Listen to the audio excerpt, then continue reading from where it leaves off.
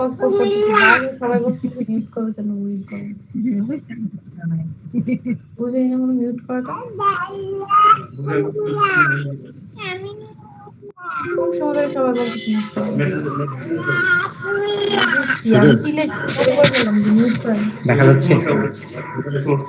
আচ্ছা, সাউন্ড শোনা যাচ্ছে কিনা এই সম্পর্কে আপনারা একটু কমেন্ট করবেন। এই যে জি নয়েজ স্যার, হচ্ছে, শোনা এটা তো যাচ্ছে। হওয়া যাবে না। প্রিয় গ্রুপমেট, আপনাদের সবাইকে আজকের ক্লাসে স্বাগত জানাচ্ছি। আমি আরিফিন। আজকে আমার দ্বিতীয় ক্লাস। লাস্ট ক্লাসটা পার্টস অফ স্পিচের উপরে ছিল, আজকেও পার্টস অফ স্পিচের পার্ট নিয়ে আমরা কথা বলবো। তো আজকের ক্লাসে আপনাদের সবাইকে স্বাগত জানাচ্ছি। আমার আজকের আলোচনার বিষয়ের নাম হলো প্রোনাউন। তো প্রোনাউন পার্টস অফ স্পিচের একটা গুরুত্বপূর্ণ পার্ট, আর এই প্রোনাউনের আলোচনাটা অনেক বড়, কারণ প্রোনাউন 8টা ক্যাটাগরিতে হয়, আর এই 8টা ক্যাটাগরির মধ্যে আবার নানা রকম ফরমেশন থাকে। তো প্রোনাউন থেকে কিভাবে কোয়েশ্চেনগুলো আমাদের বিভিন্ন কম্পিটিটিভ এক্সামে আসে, আর এগুলাকে সলভ করতে হলে কোন কোন বিষয়গুলো আমাদের পড়াশোনা করা উচিত, জানা উচিত, কোন বিষয়গুলোকে মাথায় রেখে একটা কোয়েশ্চেন সলভ করলে আমরা নিজস্ব বিদ্যা বুদ্ধি এবং সৃজনশীলতা দ্বারা কোয়েশ্চেনগুলো সলভ করতে পারবো, আজকে এই বিষয়টা আমি আপনাদের সামনে ক্লিয়ার করার চেষ্টা করব যতটুকু পারা যায়। সঙ্গে থাকবেন, ইনশাআল্লাহ আপনাদের ভালো লাগবে। এখন রাত 9টা বাজে। আমি চেষ্টা করব 10:30 পর্যন্ত, আই মিন 1.5 ঘন্টা আপনাদেরকে পড়াবো। যদি আপনাদের ভালো লাগে তাহলে আরো বেশি সময় নিব। তো দেখা যাক কেমন লাগে এবং আমি কেমন বোঝাতে পারি। ওকে, লেটস গেট স্টার্টেড। আমি ডিসপ্লেটা মাঝে মাঝে চেঞ্জ করব, আমি নিজে থেকে কিছু স্পিচ দিব, আবার এখান থেকে আপনাদেরকে কোয়েশ্চেনগুলো দেখাবো। কারণ আমি যখন এক্সাম্পল বোঝাচ্ছি, প্রত্যেকটা টিচার সবাই এক্সাম্পল বোঝাতে পারে, বাট রুলস রেগুলেশন বোঝানোর পরে আমি যখন এক্সাম্পলগুলো নিয়ে আসবো, তো আমি যদি বিভিন্ন রিয়েল এক্সাম কোয়েশ্চেনগুলো আপনাদের সামনে তুলে ধরি, তাহলে আপনার রুলস বুঝতে সুবিধা হবে। আবার দেখা যাচ্ছে যে যেই পরীক্ষাটার প্রিপারেশনের জন্য আজকে আমি বই নিয়ে বসছি, ঠিক ওই পরীক্ষাটাতেই গত 10 বছরে যে প্রশ্নগুলো আসছিল, ঠিক সেগুলো যদি আমি আপনার সামনে প্রেজেন্ট করতে পারি, তাহলে অবভিয়াসলি আপনার ভালো লাগবে এবং রিয়েলি আপনি রুলস গুলা বুঝতে পারবেন খুব ইজিলি। একদম হচ্ছে যে ট্রেডিশনাল এক্সাম্পল দিয়ে আমি যদি বোঝাই, আপনি হয়তো বুঝতে পারবেন, বাট রিয়েল এক্সামে গিয়ে আপনি প্রবলেম ফেস করতে পারেন। তো আমি কি করব, রুলসটা আমি আমার মতো করে আপনাকে বোঝাবো, আর যখন আমি এক্সাম্পল দিব তখন কিভাবে বিভিন্ন লাস্ট পরীক্ষাগুলোতে ওই কোয়েশ্চেনটা আসছে, যা যা আসছে তাই আমার এক্সাম্পল হবে। আর এই জন্য আমি একটু মনিটরটাকে ইউজ করব, কারণ একটা এক্সাম্পল লিখে 4টা অপশন দিয়ে আমি যদি বোঝাতে চাই আমার অনেক সময় লাগবে। আমি চাইলে 10টা এক্সাম্পল লিখে আপনাকে বোঝাতে পারবো না, কিন্তু মনিটরটার হেল্প নিলে আমি 100টা এক্সাম্পলও বোঝাতে পারবো। সো একটু এদিক সেদিক হলে আপনারা বিষয়টাকে সুন্দর দৃষ্টিতে দেখবেন বলে আশা করছি। ওকে, তো আজকে আমি আলোচনা করব প্রোনাউন। তো প্রথমত যদি আমি একটু ইন্ট্রোডাকশন বলি, প্রোনাউন মানে ঠিক ওই সমস্ত শব্দ যা কোনো নাউনের পরিবর্তে বসে। এখন আরো সহজ করে আমি যদি আমার মতো করে বলি, প্রোনাউন ঠিক তা যা কারো পরিবর্তে বসে। এই যে আমি আপনাদের সামনে দাঁড়ায় কথা বলছি, আমি একটা ছেলে, আমার একটা নাম আছে, আর এই নামের পরিবর্তে যখন আমি বলবো আই এম আ স্টুডেন্ট অথবা আই এম আ টিচার, এই আইটা হলো pronoun. You are my friend, এই যে ইউটা হলো প্রোনাউন। এখন দেখেন, ইউ আর মাই ফ্রেন্ড, এখানে ইউটা প্রোনাউন। এখন প্রোনাউনের আবার কতগুলো ফর্ম আছে। ইউ এখানে সাবজেক্টিভ প্রোনাউন। আবার আমি যদি আমার ফ্রেন্ডকে বলে আই মিস ইউ, দেখেন ইউ আর মাই ফ্রেন্ড, এখানে ইউটা সাবজেক্টিভ ফর্ম, আবার আই মিস ইউ, এখানে ইউটা আবার অবজেক্টিভ ফর্ম। তাহলে কখন সাবজেক্টিভ ফর্ম হয়, কখন অবজেক্টিভ ফর্ম হয়, কখনো বা পজিটিভ ফর্ম হয়, কখনো আবার রিফ্লেক্সিভ ফর্ম হয়। এগুলোই হচ্ছে আমাদের আজকের ক্লাসের আলোচনার বিষয়। তো প্রথমত আমি আপনাদেরকে একটা রিয়েল কোয়েশ্চেন দেখাতে চাই যে কিভাবে এই কোয়েশ্চেনটা থেকে পরীক্ষায়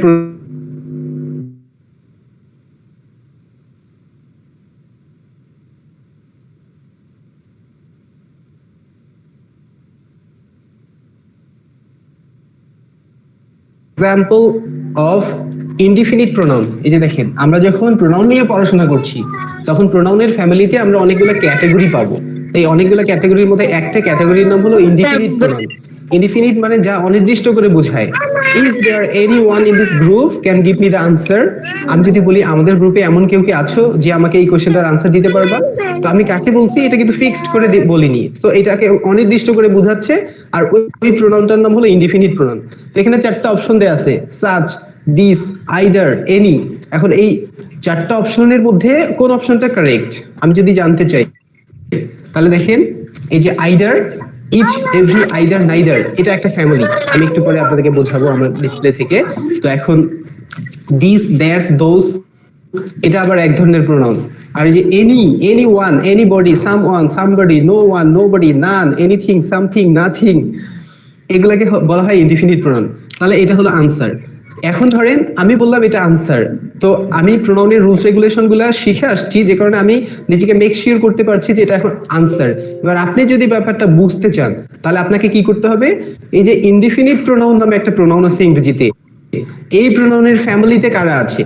দেখেন আমরা যখন প্রোনাউন নিয়ে কথা বলবো তখন প্রোনাউনের ফ্যামিলিতে আমরা 8 প্রকার প্রোনাউন পাবো। 8 প্রকার হলো ট্রেডিশনাল, কোন কোন বই আবার 9 প্রকার দেয়া আছে, কোন কোন বই আবার 10 প্রকার দেয়া আছে। তো আমি 8 প্রকার পড়ছি, এর মাঝখানে পজেসিভ প্রোনাউন নামে একটা প্রোনাউন আছে, ওইটা আবার ওই 8 এর দলে নাই। তো যাই হোক, এই যে এনিটা এখানে আনসার হলো, এটা কিভাবে হলো, আমি যদি এটা পারতে চাই আমাকে কি করা লাগবে, প্রোনাউন কত প্রকার কি কি এই ছোট জ্ঞানটা অর্জন করা লাগবে। এরপর দেখেন ইনডিফিনিট প্রোনাউন নামে একটা প্রোনাউন আছে, এই ফ্যামিলিতে সদস্য কারা। কেন আমি এই কথাটা বলছি, এই যে দেখেন এই পাশে আসেন, এবার আমি আপনাকে শেখাবো।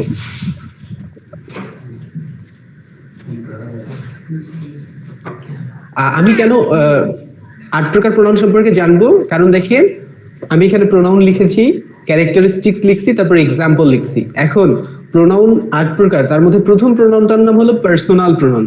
পার্সোনাল প্রোনাউন কি করে, which refers person or thing. আমার হাতে একটা কলম আছে, এখন আমি যদি বলি যে ইট ইজ এ পেন, এখন পেনটাকে আমি ইট বলছি, এটাকে পার্সোনাল প্রোনাউন বলে। আমরা কিন্তু পারসন মানে ব্যক্তিকে বুঝি, কিন্তু যা কোনো ব্যক্তি অথবা বস্তুকে নির্দেশ করে সেগুলাই হলো প্রোনাউন। তো এর স্যার বোর্ডটাকে আর একটু জুম করে দেখালে ভালো হলো পার্সোনাল প্রোনাউন। এখন দেখেন কেন আপনাকে এই কথাগুলো জানতে হবে। একটু আগে আমি আপনাকে একটা কোয়েশ্চেন দেখাই দিলাম, ওইখানে কি বলা ছিল, ওইখানে বলা ছিল নিচের কোনটি ইনডিফিনিট প্রোনাউন। তো দেখেন আমি যদি আপনাকে শেখাই, ইনডিফিনিট প্রোনাউন নামে একটা প্রোনাউন আছে 8 প্রকার প্রোনাউনের মধ্যে। এই কি করে, ইন্ডিকেট করে, ইন্ডিকেট মানে নির্দেশ করে, কি ইনডিফিনিটলি, দেখেন ডেফিনিটলি মানে নির্দিষ্ট করে, আর ইনডিফিনিটলি মানে অনির্দিষ্ট করে। তাহলে 8 প্রকার প্রোনাউনের মধ্যে একটা প্রোনাউন আছে যে অনির্দিষ্টভাবে কোনো কিছুকে নির্দেশ করে। বেসিক্যালি দেখেন ইট ইজ আ পেন, এটা হলো একটা কলম, হুইচ ইজ নাইস, যেটা অনেক সুন্দর। এখানে হুইচ নামে একটা প্রোনাউন আছে, এই কি করলো, কলমটাকে নির্দেশ করলো। যা কিছু কোন নাউনের পরে বসে ওই নাউনটাকে নির্দেশ করে তা হলো প্রোনাউন। এখন যখন আমি আপনাকে বলবো যে কোনটি ইনডিফিনিট প্রোনাউন, তখন আপনাকে এর বৈশিষ্ট্য জানতে হবে। এর বৈশিষ্ট্য কি, এর বৈশিষ্ট্য হলো অনির্দিষ্টভাবে কাউকে ইন্ডিকেট করে। এর এক্সাম্পল কি, one, all, any, many, everyone, no one, nobody, someone, somebody, anyone, anybody. এই যে এগুলো হলো ইনডিফিনিট প্রোনাউনের এক্সাম্পল। তো আমি যে কোয়েশ্চেনটা আপনাকে জিজ্ঞাসা করছিলাম ওখানে এনি ছিল, তার মানে এনি হলো আনসার। এইরকম করে আমার কাছে কয়েকটা কোয়েশ্চেন আছে, থাকো এখানটায়। আমি যদি আপনাকে বলি, এখানে একটা কোয়েশ্চেন দেয়া আছে, বলা আছে each of the boys got a prize, each of the boys got a prize. এখানে ইচ কোন প্রোনাউন, দেখেন আপনি যদি এই কোয়েশ্চেনটার আনসার দিতে চান, আমি রিয়েল এক্সাম কোয়েশ্চেন নিয়ে কথা বলছি। আমি যে কোয়েশ্চেনটা নিয়ে আপনাদের সামনে কথা বলছি এটা হচ্ছে 2018 সালের একটা পরীক্ষা আসছিল। তো each of the boys got a prize, এখন আমি যদি এটার আনসার দিতে চাই তাহলে আমাকে দেখেন ডিস্ট্রিবিউটিভ প্রোনাউন সম্পর্কে জানতে হবে। ডিস্ট্রিবিউটিভ প্রোনাউন নামে একটা প্রোনাউন আছে যেটা ইচ, এভরি মানে হচ্ছে অনেকগুলোর মধ্যে প্রত্যেকটাকে আলাদা আলাদা করে বোঝায়। ডিস্ট্রিবিউট মানে হচ্ছে স্বতন্ত্র বা আলাদা। তো এর এক্সাম্পল কি, ইচ, এভরি, আইদার, নাইদার, এগুলো হলো ডিস্ট্রিবিউটিভ প্রোনাউন। তো এখানে বলা ছিল যে each of the boys got a prize, এখানে ইচ কোন প্রোনাউন। তো আপনি যদি এইটুক ধারণা রাখেন যে ডিস্ট্রিবিউটিভ প্রোনাউনের ফ্যামিলিতে মাত্র 4টা সদস্য আছে, সেগুলো হচ্ছে ইচ, এভরি, আইদার, নাইদার। তো আমি যখন আপনাকে প্রশ্ন করছি ইচ অফ দ্য বয়েজ, এখানে ইচ কোন প্রোনাউন, আপনি খুব ইজিলি বলতে পারবেন যে এটা একটা ডিস্ট্রিবিউটিভ প্রোনাউন। এরপর আমার কাছে আরেকটা কোয়েশ্চেন আছে, এটা হচ্ছে Bangladesh jute mill corporation officer 2017 সালে একটা পরীক্ষা আসছিল। এখানে বলা আছে I meet a person whom I never saw earlier, এখানে হুম কোন প্রোনাউন। এই যে দেখেন রিলেটিভ প্রোনাউন নামে একটা কথা আছে, relative pronoun who, whom, whose, that, what, এগুলো। তো হুম কোন প্রোনাউন আমাকে বলছে, ডেফিনেটলি এটা একটা রিলেটিভ প্রোনাউন। ঠিক সেরকম আরেকটা কোয়েশ্চেন আছে আই কাট মাইসেলফ, এখানে মাইসেলফ কোন প্রোনাউন। এই যে দেখেন রিফ্লেক্সিভ নামে একটা প্রোনাউন আছে, রিফ্লেক্সিভের ফ্যামিলিতে মাইসেলফ, হিমসেলফ, হারসেলফ, দেমসেলফ, দেয়ারসেলফ, এগুলো হচ্ছে কোয়েশ্চেন। তো পরীক্ষার সময় ব্যাপারটা কিরকম করে আসবে, এরকম করে আসবে, নিচের কোনটি রিফ্লেক্সিভ প্রোনাউন, তারপরে নিচের কোনটি ডেমনস্ট্রেটিভ প্রোনাউন, এরপরে হু, হুইজ, হোয়াট, দ্যাট, এগুলো কোন প্রোনাউন। তারপরে একটা কোয়েশ্চেন স্বরাষ্ট্র মন্ত্রণালয়ের পরীক্ষা আসছে, এখানে বলা আছে what is all this noise, এখানে অল কোন প্রোনাউন। অল, এই যে আমি এখানে লিখে দিচ্ছি দেখেন ইনডিফিনিট প্রোনাউনের মধ্যে one, all, any, many, everyone. তো যাই হোক পরীক্ষার সময় প্রশ্ন আসে বিভিন্ন প্রোনাউনগুলোকে আইডেন্টিফাই করার, এটা একটা কোয়েশ্চেন আসে, আর এর পরবর্তীতে বিভিন্ন প্রোনাউনের ফ্রম রিলেটেড কোয়েশ্চেন আসে। তো প্রথমত আমি যে বিষয়টা আপনাকে জানাতে চাই সেটা হলো যে প্রোনাউনের একটা কোয়েশ্চেনকে ভালো করে সলভ করতে হলে এই 8 প্রকার প্রোনাউন সম্পর্কে আপনার জানা দরকার। তো এগুলো ছোট বাচ্চার পড়া, ক্লাস 6 আমরা এগুলো শিখে আসছি। তো আজকের ক্লাসটাকে ফোকাস করে আমি একবার আপনাদেরকে মনে করাই দিতে চাই। ইংরেজিতে 8 প্রকার প্রোনাউন আছে, তার মধ্যে প্রথম প্রোনাউনের নাম হলো পার্সোনাল প্রোনাউন, দ্বিতীয় demonstrative pronoun, distributive pronoun, relative pronoun, reflexive, reciprocal, indefinite, interrogative. এখন এই সিরিয়ালটা বইয়ের সাথে নাও মিলতে পারে, একটু উল্টাপাল্টা হতে পারে, দ্যাট ডাজন্ট ম্যাটার। একেবারে আপনাকে সিরিয়াল মেইনটেইন করে করে শিখতে হবে এরকম কোনো কথা নাই। 8 প্রকার প্রোনাউন আপনাকে শিখতে হবে, দ্যাট ইজ দ্য ফ্যাক্ট। তো 8 প্রকার প্রোনাউনের মধ্যে প্রথম প্রোনাউনটার নাম হলো পার্সোনাল প্রোনাউন, যার মধ্যে অন্তর্ভুক্ত আছে পজেসিভ প্রোনাউন। তো এই পজেসিভ প্রোনাউনের আবার দুইটা ফর্ম আছে, একটা হলো পজেসিভ অ্যাডজেক্টিভ, একটা হলো পজেসিভ প্রোনাউন। ব্যাপারগুলো আমি একটু পরে আপনাদের সামনে আলোচনা করব। তো প্রোনাউনে ভালো পারফর্ম করতে হলে for the first time you need to know 8 kinds of pronoun. Here are they 8 pronoun. আপনি প্রথমে নাম জানলেন, তারপরে আপনাকে বৈশিষ্ট্য জানা লাগবে। বৈশিষ্ট্য বলতে কি বোঝায়? পার্সোনাল প্রোনাউন এ কি করে? পার্সোনাল প্রোনাউন ইন্ডিকেট করে কোনো পিপলকে অথবা কোনো থিংকে। কিভাবে? এক্সাম্পল কি? এই যে I, me, my, we, us, our, your, their, them, এগুলো। তো পার্সোনাল প্রোনাউনের আবার কতগুলো ফর্ম আছে, আমি বললাম একটু পরে আমরা সেটা নিয়ে কথা বলবো। তারপরে কি আছে? Demonstrative pronoun. ডেমনস্ট্রেটিভ প্রোনাউন কি করে? ইন্ডিকেট সামথিং অর সামওয়ান, মানে কোনো বস্তু অথবা কোনো ব্যক্তিকে ইন্ডিকেট করে। আর এই ডেমনস্ট্রেটিভ এর ফ্যামিলিতে মাত্র 4টা শব্দ আছে, হলো দিস, দিস, দ্যাট, দোজ। এখন ব্যাপারটাকে খুব ইজিলি বোঝার জন্য আপনাকে এই 4টা ভালো করে মনে রাখতে হবে। এখন আপনি প্র্যাকটিস করে মনে রাখেন, মুখস্থ করে মনে রাখেন, যেভাবে মনে রাখেন না কেন, মনে আপনাকে রাখতে হবে। কেন? আমি একটু আগে রিয়েল এক্সাম কোয়েশ্চেন স্টাডি করতে গিয়ে দেখছিলাম, ওখানে বলা ছিল নিচের কোনটি ডেমনস্ট্রেটিভ প্রোনাউন। তো আমি যদি দিস, দিস, দ্যাট, দোজ এই 4টা শব্দকে আমার মাথার মধ্যে সেটআপ দিয়ে রাখতে না পারি, তাহলে তো আমি ডেমনস্ট্রেটিভ প্রোনাউনের আনসার করতে পারবো না। সো দেখেন এরপরে কি আছে? Distributive pronoun. ডিস্ট্রিবিউটিভ প্রোনাউন কি? Refers each and every member separately. দেখেন ইচ এন্ড এভরি মেম্বারকে সেপারেটলি বোঝানো হলো ডিস্ট্রিবিউটিভ প্রোনাউন। একটা কথা আছে, every mother loves her child. Every mother loves her child, প্রত্যেক মা তার সন্তানকে ভালোবাসে। এখানে এভরি এটা ডিস্ট্রিবিউটিভ প্রোনাউন। কেন ডিস্ট্রিবিউটিভ? দেখেন each and every member separately. আমার মা আমাকে ভালোবাসে, তোমার মা তোমাকে ভালোবাসে, তার মা তাকে ভালোবাসে, প্রত্যেকের মাকে আলাদা আলাদা করে বোঝাচ্ছে। এই জন্য আমি এখানে কি বলছি? আমি বলছি যে ইচ এন্ড এভরি মেম্বার, প্রত্যেকটা সদস্যকে আলাদা আলাদা করে বোঝায়। আমি একটা পরীক্ষা দিলাম, এখন আমি বলছি each of the student got good marks, প্রত্যেকটা স্টুডেন্টে ভালো মার্কস পেয়েছিল। এখন যতগুলো স্টুডেন্ট ছিল তার প্রত্যেককে আলাদা করে বোঝাচ্ছি। So each, every, either, neither, এই 4টাকে আপনি ডিস্ট্রিবিউটিভ প্রোনাউন বলবেন। এরপরে রিলেটিভ প্রোনাউন, আমি চেষ্টা করব রিলেটিভ প্রোনাউন সম্পর্কে দ্য ডিটেইলস আলাদা করে বোঝানোর, কারণ এই 8 প্রকার প্রোনাউনের মধ্যে সবচেয়ে ইম্পর্টেন্ট হলো রিলেটিভ প্রোনাউন, এবং সবচেয়ে বেশি সংখ্যকবার পরীক্ষা আসতে দেখা যায়। সো রিলেটিভ প্রোনাউন কি করে? দুটো সেন্টেন্সের মাঝখানে বসে অথবা কোনো একটা নাউনের মাঝে বসে বাক্যের অন্যান্য শব্দগুলোকে একসাথে যুক্ত করে। রিলেটিভ প্রোনাউনের কাজ হচ্ছে রিলেশন তৈরি করা। নেক্সট কি আছে? Reflexive pronoun. রিফ্লেক্সিভ প্রোনাউনের আরেক নাম হলো এমফ্যাটিক প্রোনাউন। তো এরা সেলফ আর সেলফ এই দুইটা শব্দ দ্বারা গঠিত হয়। Himself, herself, myself, yourself, themself, ourself. এই যে এসিএলএফ সেলফ এটা হলো সিঙ্গুলার, আর এসিএলভিএস এটা হলো প্লুরাল নাম্বার। এরপরে কি আছে? Reciprocal pronoun. রিসিপ্রোকাল প্রোনাউন কি করে? Refers relation between more than one person or thing. যদি দুজনের মধ্যে রিলেশনটা বোঝায় তাহলে দেখেন ইচ আদার হয়, আর যদি দুইজনের বেশি তাহলে ওয়ান অ্যানাদার হয়। ইচ আদার, ওয়ান অ্যানাদার, এই দুইটা প্রোনাউনকে বলা হয় রিসিপ্রোকাল প্রোনাউন। আমার মা আর আমার বাবা দুজনের মধ্যে সম্পর্কটা অনেক ভালো, তাহলে দুজনের মধ্যে বলছে আমি বলবো ইচ আদার। আমরা একটা গল্প জানি, দুই বন্ধু জঙ্গলের মধ্যে বেড়াতে গেছিল, তারপর তারা একজন আরেকজন সম্পর্কে ভালো লাগা সম্পর্কে গল্প করছিল। তাহলে two friend were talking their love for each other. দুজনের মধ্যে হলো ইচ আদার, অনেকের মধ্যে হলো ওয়ান অ্যানাদার বলতে হয়।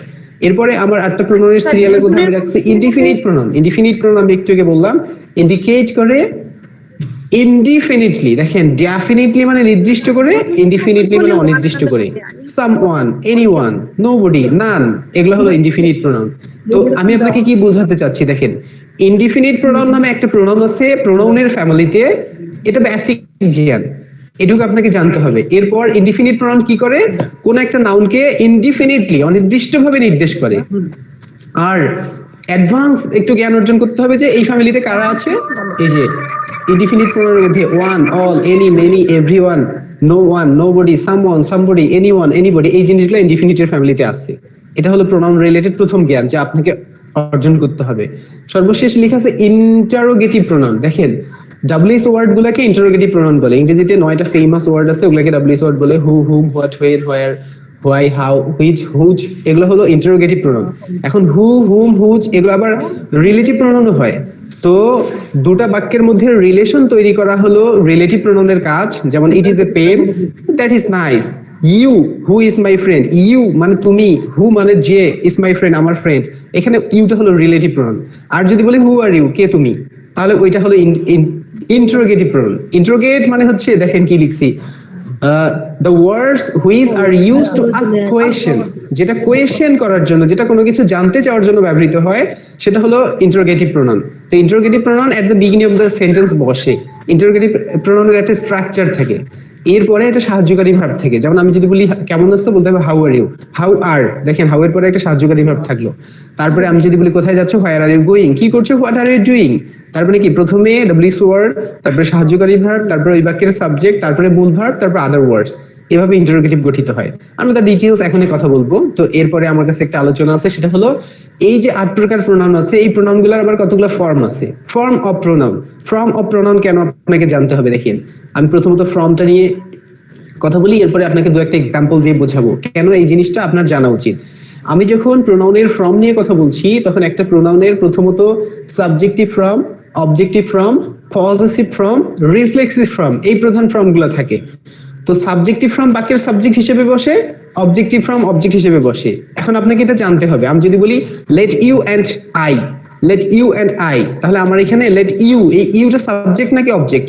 আপনাকে বলতে হবে অবজেক্ট। তার কারণ হলো লেট এর পর সব সময় অবজেক্টিভ ফর্ম বসাইতে হয়।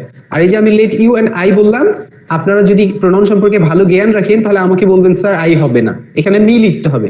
কেন? কারণ লেটের পরেই যে এখনই বললাম সবসময় অবজেক্টিভ ফর্ম বসে। তাহলে কোথায় সাবজেক্টিভ বসে কোথায় অবজেক্টিভ বসে এটা আমরা শিখবো রুলস রেগুলেশন থেকে। বাট প্রোনাউনের কতগুলো ফর্ম আছে, একটা সাবজেক্টিভ ফর্ম, একটা অবজেক্টিভ ফর্ম, একটা পজেসিভ ফর্ম। এই পজেসিভ ফর্মের ফ্যামিলিতে আবার দুটা কথা আছে, একটা পজেসিভ প্রোনাউন, একটা পজেসিভ অ্যাডজেক্টিভ। এই জিনিসটা আবার কি দেখেন, আমি যদি বলি this is my pen, my pen, এখানে মাই, এই যে দেখেন মাইটা হলো পজেসিভ অ্যাডজেক্টিভ, কারণ মাই পেন। আমি যদি মাই পেন কথাটা লিখি, তাহলে পেন নামে একটা নাউনের পূর্বে বসতে মাই শব্দটা, যা কিছু নাউনের পূর্বে বসে তা হচ্ছে অ্যাডজেক্টিভের কাজ করে, যদিও একটা প্রোনাউন, বাট ওইটাকে পজেসিভ প্রোনাউন বলতে হয়। আর যদি বলি দিস পেন ইজ মাইন, এই কলমটা আমার, এই মাইনটা হলো পজেসিভ, দেখেন পজেসিভ প্রোনাউন।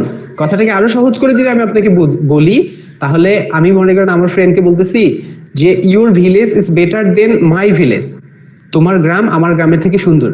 অথবা আমি ওকে বলতে চাচ্ছি যে আমার গ্রামটা তোমার গ্রামের থেকে সুন্দর। My village is better then your village. তাহলে ইউর ভিলেজ এই শব্দটাকে যদি আমি একসাথে বলতে চাই, তখন ইয়োর্স বলতে হয়। My village is better then yours, দেখেন ইয়োর্স, এই যে এখানে আমি লিখছি ইয়োর্স, এটা হলো পজেসিভ প্রোনাউন। তো পজেসিভ প্রোনাউন কি?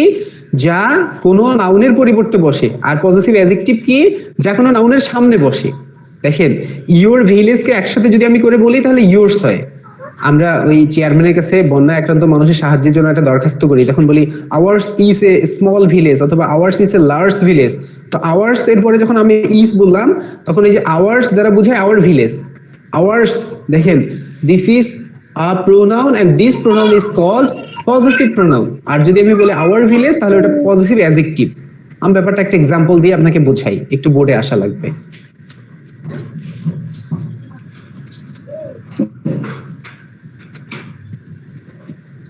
এই যে একটা কথা আছে, যে কথাটা আমরা জীবনে কখনো না কখনো ফেস করছি, দেখেন আই হ্যাভ আ পেন আর মাই হ্যাভ আ পেন। এখানে এই কথাটা ঠিক আছে, কিন্তু এই কথাটা ঠিক নেই। এখন আই হ্যাভ এ পেন, এখানে আই হলো একটা প্রোনাউন, আর এই প্রোনাউনটা এই সেন্টেন্সের সাবজেক্ট। এখন আমি লিখছি মাই হ্যাভ এ পেন, এখানে মাইটাও একটা প্রোনাউন, এই মাইটা এই সেন্টেন্সের সাবজেক্ট। তো মাইকে বলা হয় পজেসিভ, দেখেন এখানে কি লেখা আছে অ্যাডজেক্টিভ, থাক, মাইকে বলা হয় পজেসিভ অ্যাডজেক্টিভ। এখন অ্যাডজেক্টিভের পরে একটা নাউন লাগবেই লাগবে। তো এই যে মাই, এটা একটা পজিটিভ অ্যাডজেক্টিভ, অ্যাডজেক্টিভের পরে একটা নাউন লাগবেই, positive plus noun, positive plus noun. এখন মাই এর পরে যেহেতু কোনো নাউন নাই, এজন্য এই সেন্টেন্সটা ভুল। কিন্তু একদম বেসিক কথাবার্তা ছোট বাচ্চার মতো করে আমরা যদি পড়াশোনা করি, তাহলে মাই মানে আমার, হ্যাভ মানে আছে এ পেন, মানে আমার আছে একটা কলম, শুনতে ভালোই লাগছে, মনে হচ্ছে যেন ঠিক আছে, কিন্তু সেন্টেন্সের যে একটা স্ট্রাকচারাল ক্যাটাগরি আছে, এই ক্যাটাগরিগত দিক থেকে এই সেন্টেন্সটা আসলে ঠিক নাই। তার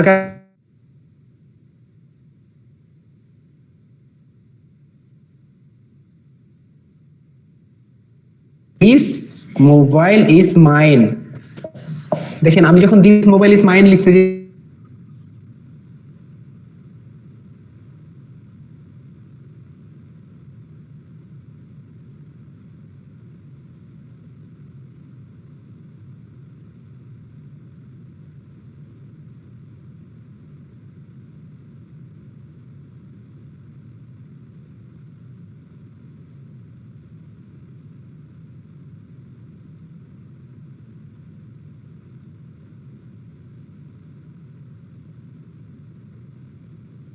আর একটু ব্যাপারটা ক্লিয়ার করার চেষ্টা করি। লেখা আছে যে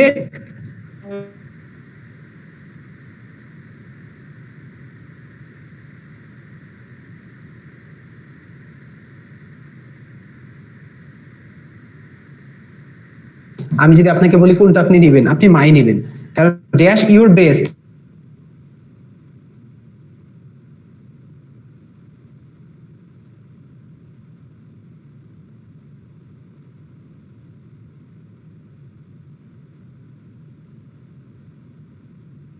এক্সট্রা ওয়ার্ডের দরকার হবেই হবে। সো এখানে আপনি মাই লিখতে পারবেন, মাইন লিখতে পারবেন না। এখন আমি আপনাকে বুঝাচ্ছিলাম পজিটিভ প্রোনাউন আর পজিটিভ অ্যাডজেক্টিভ সম্পর্কে।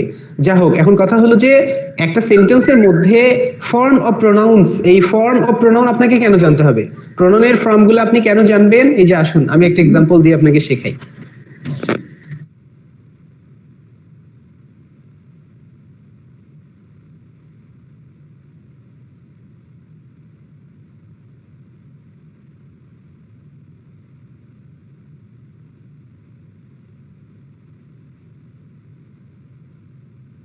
কোশ্চেনটা আসবে তখন কিভাবে আসবে, the dog loves his master, his underline করে দেওয়া থাকবে।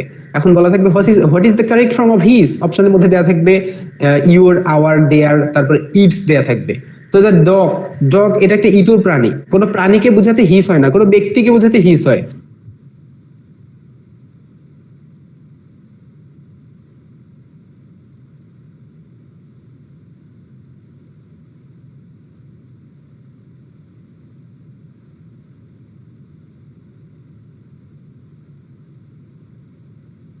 রিফ্লেক্ট কথাটার মানে হলো প্রতিফলন, এরা সবসময়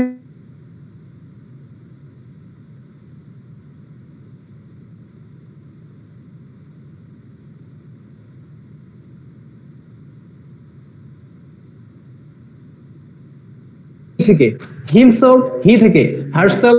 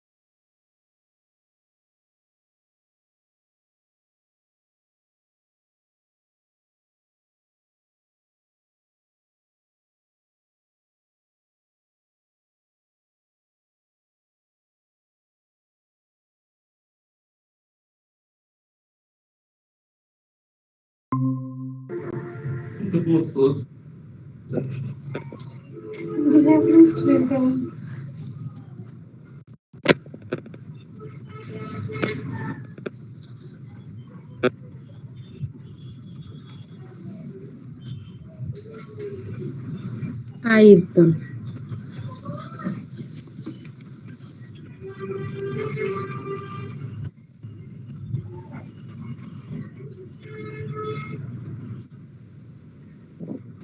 আইদন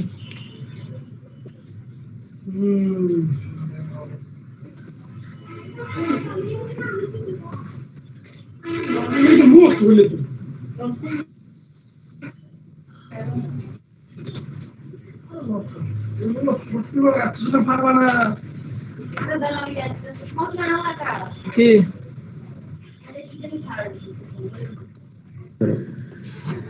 ওকে, আমি অত্যন্ত দুঃখিত, আমার এটা সময় লাগলো। এখন এই যে এই কোয়েশ্চেন গুলো আমি বিভিন্ন প্রতিযোগিতামূলক বই থেকে নিচ্ছি।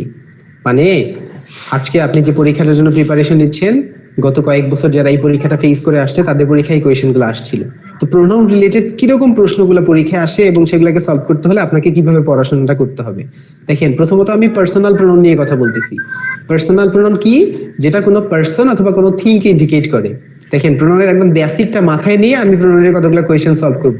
তো যখন আমি সলভ করতে যাচ্ছি, right now I am going to talk about personal pronoun. তো পার্সোনাল প্রোনাউন পার্সন অথবা থিংকে ইন্ডিকেট করে। বেসিক কথা হলো যে প্রোনাউন ঠিক তা যা কারো পরিবর্তে বসে। তো এই যে দেখেন, প্রথম question, which one is correct? নিজের কোনটা সঠিক? এখানে চারটা অপশন দেয়া আছে এবং আপনাকে বলছে কোনটা সঠিক, আপনি এখন সঠিকটা খুঁজে বের করবেন। তো প্রথমে লেখা আছে লেট মুনির এন্ড আই গো।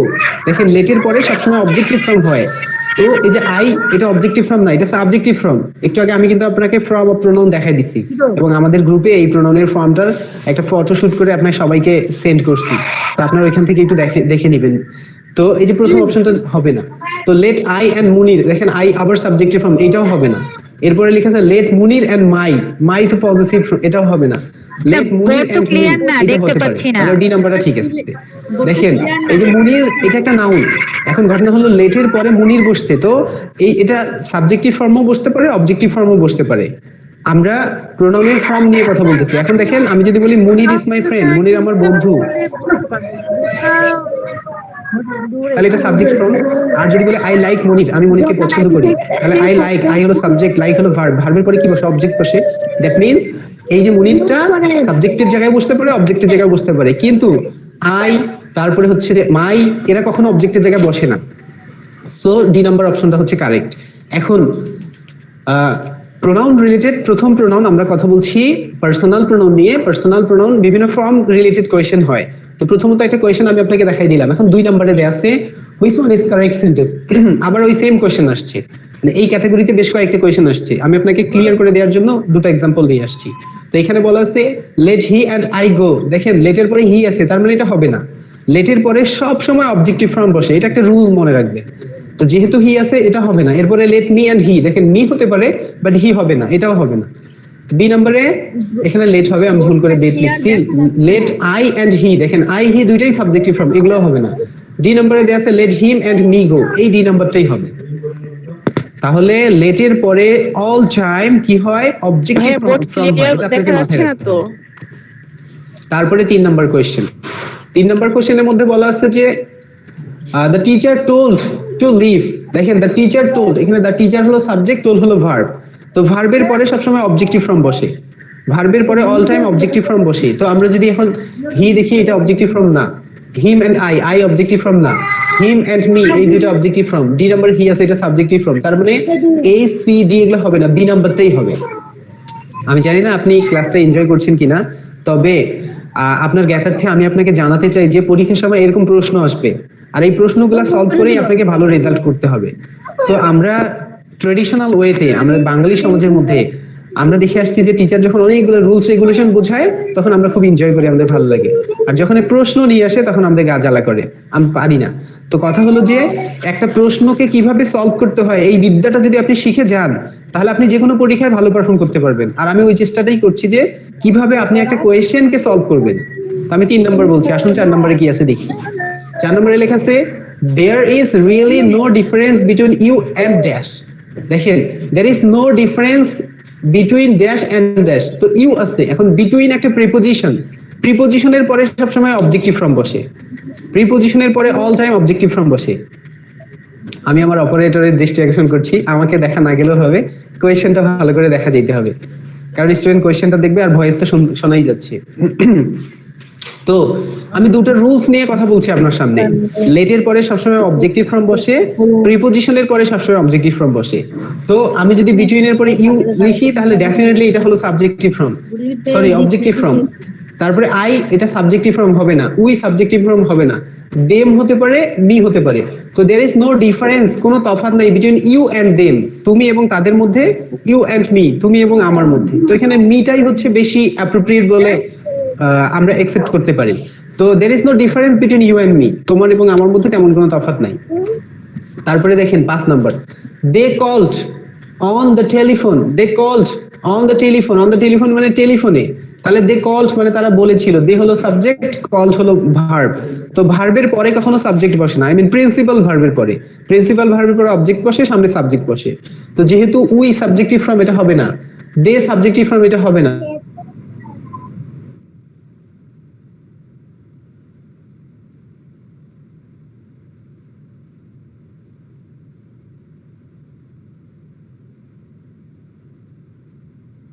এবার 6 নাম্বার দেখেন, my uncle decided to take dash and my sister to the market. আমার আঙ্কেল ডিসাইডেড মানে সিদ্ধান্ত নিয়েছেন, টু টেক মানে নিয়ে যাবেন, তাহলে dash and my uncle, my uncle decided to take, my uncle decided to take, I subjective form, me objective form, mine possessive form, myself হলো reflexive form. তো এখানে মাই আঙ্কেল আছে, রিফ্লেক্সিভ কোনোভাবেই হতে পারে না। টেক হলো মূল ভার্ব, মূল ভার্বের পরে অবজেক্টিভ ফর্ম বসে, এই জন্য মি হবে আনসার। তারপরে 7 নাম্বার দেখেন, এটা খুব খুব খুব ইম্পর্টেন্ট কোয়েশ্চেন, অনেকবার আসছে পরীক্ষায়। Let dash introduce dash to and dash, এখন লেটের পরে অবজেক্টিভ ফর্ম বসে, তো যেখানে সবগুলাই অবজেক্টিভ ফর্ম হবে সেগুলা আনসার হবে। মাই, ইউর, হিজ, এখানে my possessive, your possessive, his possessive, তিনটাই পজেসিভ, এগুলো হবে না। Mine possessive, yours possessive, he subjective, এগুলো হবে না। মি, ইউ, হিম, তিনটাই অবজেক্টিভ ফর্ম, এটা হতে পারে। হিম সাবজেক্টিভ, শি, হিম হলো অবজেক্টিভ, শি হলো সাবজেক্টিভ, এটা হবে না। তো বি নাম্বারটা হবে। বি নাম্বার কেন হবে? লেটের পরে সবসময় অবজেক্টিভ ফর্ম হয়। এখন দেখেন আমি আপনাকে পড়ে শোনাই, let me introduce you to him, let me introduce. আমরা যখন ইংলিশ গ্রামারের কোন একটা কোয়েশ্চেনকে সলভ করছি, তখন কোয়েশ্চেনটা সলভ করার সময় প্রথমত আমাকে রুলস রেগুলেশন অ্যাপ্লাই করতে হবে। দ্বিতীয়ত আমি যদি রুলস রেগুলেশন অ্যাপ্লাই করে বুঝতে না পারি, তখন এটার বাংলা করতে হবে। আমরা বাঙালি তো কোনো একটা কোয়েশ্চেন যদি রুলস রেগুলেশন দিয়ে আপনি বুঝতে না পারেন, তাহলে বাংলা করে করে বুঝতে হবে, তখন আপনার মনে থাকবে। তাহলে লেট মি ইন্ট্রোডিউস মানে আমাকে পরিচয় করিয়ে দাও, ইউ মানে তোমাকে, to him, sorry late me introduce মানে আমাকে পরিচয় করিয়ে দিতে দাও। আমি যদি বলি লেট মি সে মানে আমাকে বলতে দাও, লেট হিম গো মানে তাকে আসতে দাও। তাহলে লেট মি ইন্ট্রোডিউস এই কথাটা দ্বারা বোঝায় যে আমি এখন তো, লেট মি ইন্ট্রোডিউস মানে আমি এখন পরিচয় করাই দিব, ইউ মানে তোমাকে, টু হিম মানে তার কাছে, আমি এখন তোমাকে তার কাছে পরিচয় করিয়ে দিব। তাহলে বাংলা করলে প্রথমে হচ্ছে মি, তারপরে হচ্ছে ইউ, তারপরে হলো হিম। তো এই যে পার্সোনাল প্রোনাউন রিলেটেড 8 নাম্বার যে কোয়েশ্চেনটা আমি আপনাকে দেখাতে চাই, সেটা হলো the roads of Dhaka are wider than Rajbari. The roads of Dhaka are wider than Rajbari, এখানে দ্যাট অফ আছে, তারপরে দোস অফ আছে, দিস অফ আছে, তারপরে আর আছে। তাহলে the roads of Dhaka are wider than আর রাজশাহী, আর হইতে পারে না। তো that of, those of, this of, এগুলোর মধ্যে কিছু একটা হবে। তো একটা কথা আছে যে কখনো যদি আমি সামনের কোনো কিছুর সাথে পিছনের কোনো কিছুর তুলনা করি, তাহলে দ্যাট অফ অথবা দোস অফ হয়, দ্যাট অফ অথবা দোস অফ হয়। এক্ষেত্রে কথা হলো আমি সামনের যেটার সাথে তুলনা করব সেটা যদি এক বচন হয় তাহলে দ্যাট অফ লিখতে হয়, যদি বহু বচন হয় তাহলে দোস অফ হয়। যেমন ধরেন আমি যদি বলি যে আমাদের এদিকের রাস্তাগুলো তোমাদের ওইদিকের রাস্তার থেকে ভালো, তো আমাদের এদিকের রাস্তাগুলো এটা বহু বচন, তখন দোস অফ হবে। আর যদি বলে আমার বইটা তোমার বইটার থেকে ভালো, তখন দ্যাট অফ হবে। তো দেখেন আমার রুলস কি বলে, দ্য রোডস অফ ঢাকা মানে ঢাকার রাস্তাগুলো রাজবাড়ির রাস্তার থেকে ভালো, যদি বহু বচন হয় তখন দোস অফ লিখতে হয়, এই যে দোস অফ। আর যদি এক বচন হয় তখন দ্যাট অফ লিখতে হয়। তাহলে ডেফিনেটলি আমি যখন রোডস বহু বচন বলছি তখন দোস অফ লিখতে হবে। তো এরকম আরো কয়েকটা আমি এখানে লিখছি চেক এক্সাম কোয়েশ্চেন, তার মানে কি যেগুলো একদম বাস্তবিক পক্ষে পরীক্ষা আসছিল এবং মানুষ এগুলো সলভ করে ভালো রেজাল্ট করছিল, ভালো চাকরিতে জয়েন করছে। তো দেখেন লেখা আছে fill in the blanks, take dash time, take dash time, take একটা শব্দ, তারপরে গ্যাপ দেয়া আছে, তারপর টাইম। এখন অপশনে দেয়া আছে you, your, you are, yourself. এখন আপনাকে একটু বলবো যে ইউর আর ইউ আর এটা দ্বারা কি বোঝায়? ইউর মানে তোমার আর ইউ আর মানে তুমি হও। সো যখন শূন্যস্থানের পরে একটা নাউন আসছে তখন তার সামনে পজিটিভ লিখতে হবে, কারণ একটু আগে আমি বলছি পজিটিভ প্লাস নাউন, নাউনের পূর্বে অল টাইম পজিটিভ প্রোনাউন বসে। তো এখানে ইউ এটা পজিটিভ না, ইউর হলো পজিটিভ, ইউ আর এটা পজিটিভ না, ইউরসেলফ পজিটিভ না, তাহলে ইউর যেহেতু পজিটিভ এখানে ইউরটাই হবে আনসার। Your time positive plus noun. দেখেন my pen, our country, my mother, পজিটিভের পরে একটা নাউন অবভিয়াসলি লাগবেই লাগবে। সো যখন টাইমের সামনে গ্যাপ দেয়া আছে আপনি ধরে নেবেন এখানে পজিটিভ প্রোনাউন দিতে হবে। So my dog is smarter than dash. দেখেন একটু আগে আমি আপনাকে বুঝাইছিলাম যে আমরা যখন পজিটিভ নিয়ে কথা বলবো তখন এই পজিটিভের ফ্যামিলিতে দুটো কথা আছে, একটা পজিটিভ প্রোনাউন, একটা পজিটিভ অ্যাডজেক্টিভ। তো অ্যাডজেক্টিভ বলতে যেটা দুইটার সমন্বয়ে গঠিত হবে। যেমন আমি যদি বলি যে মাই মোবাইল, এটা হলো পজিটিভ অ্যাডজেক্টিভ, কারণ কি অ্যাডজেক্টিভ বলতে দুটা লাগবে আর পজিটিভ প্রোনাউন বলতে একটা দিয়ে গঠিত হবে। যেমন mine, this remote is mine, এই রিমোটটা আমার, এখানে মাইনটা হলো পজিটিভ প্রোনাউন। আর আমি যদি বলি দিস ইজ মাই রিমোট, এটা হলো পজিটিভ অ্যাডজেক্টিভ। এই কোশ্চেনটাকে যদি আমি সলভ করতে চাই, মাই ডগ ইজ স্মার্টার দেন মানে আমার কুকুর হলো বেশি স্মার্ট দেন, এখন আমি যদি বলি তোমার কুকুরের থেকে, তাহলে ইওর ডগ লেখা উচিত। তা আমরা চারটা অপশনের মধ্যে কোথাও দেখতেছি ইওর ডগ নাই, তাহলে ইওর ডগ কথাটাকে আরেকভাবে বলা যায়, এটা আমরা পজিটিভ থেকে শিখে আসছি। ইওর ডগ, এখানে ইওর হলো পজিটিভ অ্যাডজেক্টিভ আর ডগ হলো নাউন, এই দুইটাকে যদি আমরা একসাথে করি ইওর ডগ, এখানে ইওর হলো পজিটিভ, ডগ হলো নাউন, আর ডাবল পজিটিভ বলে একটা কথা আছে, ওই দুইটাকে একসাথে করলে ইয়োরস হয়। তাহলে দেখেন অপশনে ইয়োরস কোথায় আছে, দেয়ারস, আস, ইয়োরস, হার, এই যে ইয়োরস আছে। তাহলে ইয়োরস দ্বারা কি বোঝায়, ইওর আর ডগ দুটাকে একসাথে করে বোঝায়। দেখেন আমি যদি বলি মাই ভিলেজ, ইওর ভিলেজ, এখন ইওর ভিলেজটাকে যদি একসাথে করে বলি তখন ইয়োরস বলতে হবে। খুব বেসিক কথাবার্তা। এর পরের কোশ্চেন দেখেন, আবার ফিল ইন দ্য ব্ল্যাঙ্কস। আমি 3 নম্বর কোশ্চেনটাকে নিয়ে কথা বলছি। Our laboratory is much more spacious than dash, ওই same question. Our laboratory is much more spacious, spacious মানে প্রশস্ত, আমাদের ল্যাবরেটরিটা তোমাদের ল্যাবরেটরি থেকে প্রশস্ত, তো এখানে তোমাদের ল্যাবরেটরি হওয়া উচিত মানে ইওর ল্যাবরেটরি। এখন অপশনের মধ্যে ইওর ল্যাবরেটরি নাই, তো ইওর ল্যাবরেটরি দুইটা কথাকে যদি আমি একসাথে বলতে চাই তখন ইয়োরস কথাটা বলতে হবে। সো দেখেন অপশনে ইয়োরস আছে কিনা, অপশনে ইয়োরস নাই। এখন এখানে ইউ আছে, হিম আছে, দে আছে, দেয়ার আছে আর হার্স আছে। তো এই চারটা অপশনের মধ্যে ডাবল পজিটিভ নামে একটা কথা আছে, হার, ল্যাবরেটরি দুইটাকে একসাথে করলে হার্স হবে। তার মানে আমি ইয়োরস বললাম, এখানে ইয়োরস খুঁজে পাচ্ছি না, তো ইয়োরস এর ফ্যামিলির সদস্য যারা যারা আছে তাদের মধ্যে কেউ একজন হবে, তাহলে হার্স হচ্ছে ওই ফ্যামিলির সদস্য। Next question. Water is our life source. Water is our life source. It make up 70% of dash bodies. দেখেন water is our life source, মানে এখানে আমাদের জীবনের উৎস হলো পানি। It makes up 70% of dash bodies, এটা আমাদের শরীরের 70% গঠন করে। এখন সবচেয়ে বেসিক কথাবার্তা হলো বডি, এটা একটা নাউন, এখন নাউনের সামনে বসাইতে হয় পজিটিভ অ্যাডজেক্টিভ। পজিটিভ অ্যাডজেক্টিভ কোনগুলা, মাই, ইউর, আওয়ার, হিজ, হার, দেয়ার, এই জিনিসগুলা।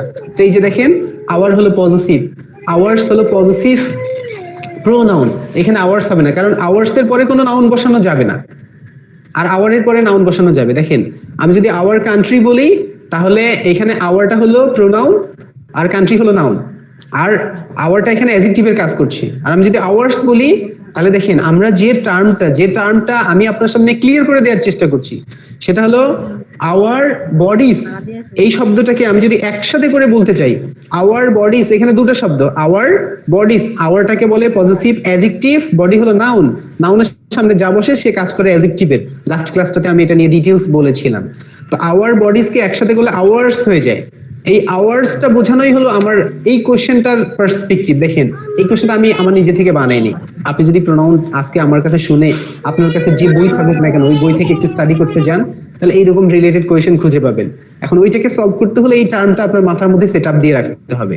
কি সেটা, আওয়ার বডিজ, এই শব্দ দুটাকে যদি আমি একসাথে বলতে চাই তাহলে বলতে হবে আওয়ার্স।